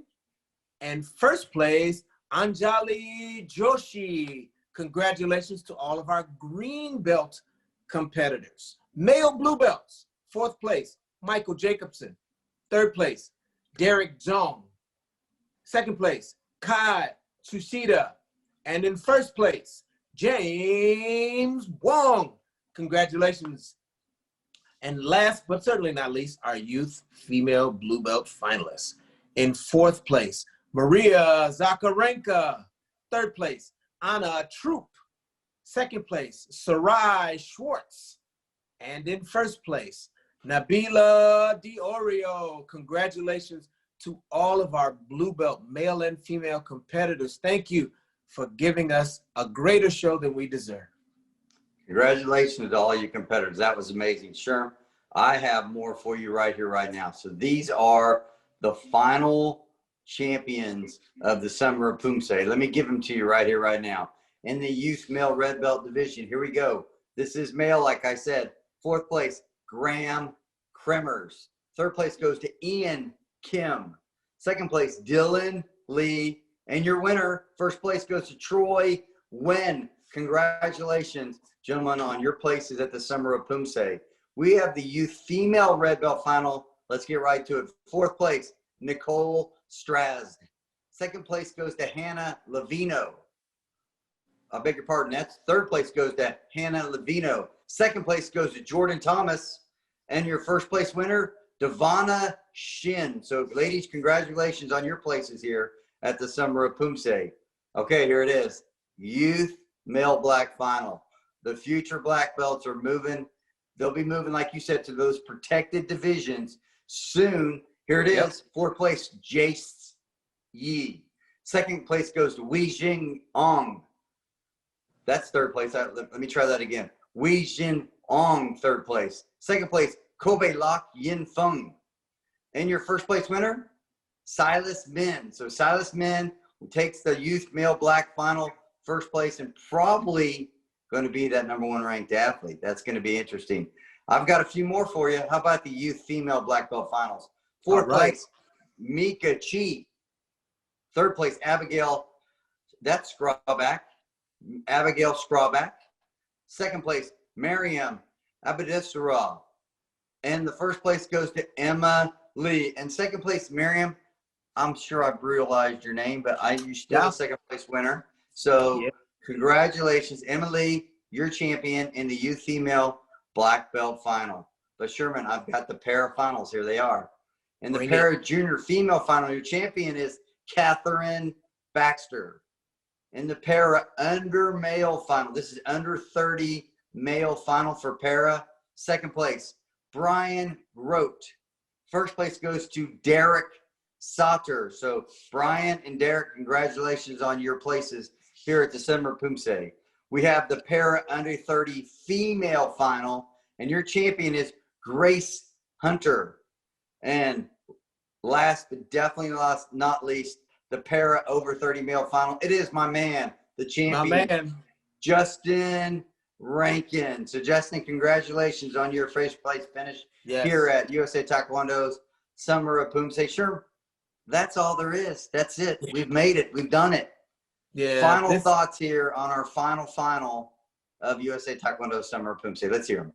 This has been an interesting event for a couple reasons. I remember when Jose first mentioned the idea, and I was like, hey, that'll be cool. I just thought it would be another event. And then I watched the number of competitors who entered and the amount of work that they put into it. Right. And I recognized that this virtual competition was a lifeblood that kept our organization connected to its athletes and its membership, that provided an outlet for people, young people who had stresses that they had never had to deal with. Right. And they needed an outlet. And this provided a safe space for them to still do a thing that they love. And so as we close it, it has way more weight on the back end than it did on the front end. I didn't anticipate what it has meant. In the interviews that we've conducted with athletes, we hear the sincerity, and it feels like we're interviewing them at an actual competition venue. There's no distinction. And that, to be able to translate that from a venue to home is considerable. And so I've said it on most episodes. I'll say it one final time. Kudos to our organization for making a way for our athletes to stay connected, keep their heads up, and have something to strive for in what is unprecedented in all of our lives. Oh, Sherman, you said it so well. And I mean, I echo your sentiments exactly. My brother, we're so on the same page all the time, and we couldn't be more here. I'm just so, again, we have tenets of Taekwondo, and in this case, two of them really shine for me here is the perseverance of our athletes to be able to handle pandemic and still compete. And of course, the indomitable spirit it took to get out there and compete. And like you said, the work, the time they put into it, through interviews, through talking with athletes, through talking with coaches. This wasn't a couple-hour deal. This was days of preparation to put forth their best competitive Poomsae. So again, they show the embodiment of perseverance and indomitable spirit, but they really show all the tenets of Taekwondo, and it really, really, really shows to the level of our membership. So congratulations from Sherman, from myself, on just an absolute amazing competition. I'm going to continue to give the organization, like you said, and the staff such credit, because this was a difficult task and found a way to get every competitor a chance. You talked about it. From 8 to 80, they had the opportunity to compete in one of USA Taekwondo's Summer of Poomsae events, right? But sure, they're getting points toward their ranking system. They're getting a shot to look down at the pathway and say, look, I've added to my total so I can, obviously want to make a national team somewhere down the road, whether you be a color belt looking to the future or you're a black belt now, and you're saying, I need to make that national team. So I just want to say one more time, from the bottom of my heart, congratulations to all of you on a job well done. Yes. Yep. And thank you again for allowing us into your homes. Thank you for watching, putting up with our shenanigans. Listen, we don't take ourselves very seriously at all. We just have fun with this. But we take this sport deadly serious. And we love it, and we love you. And again, thank you for watching. So on behalf of Jason and Sherman, the Chopping It Up homeboys, we will see you soon. And until we see you, guard your neck. Guard your neck.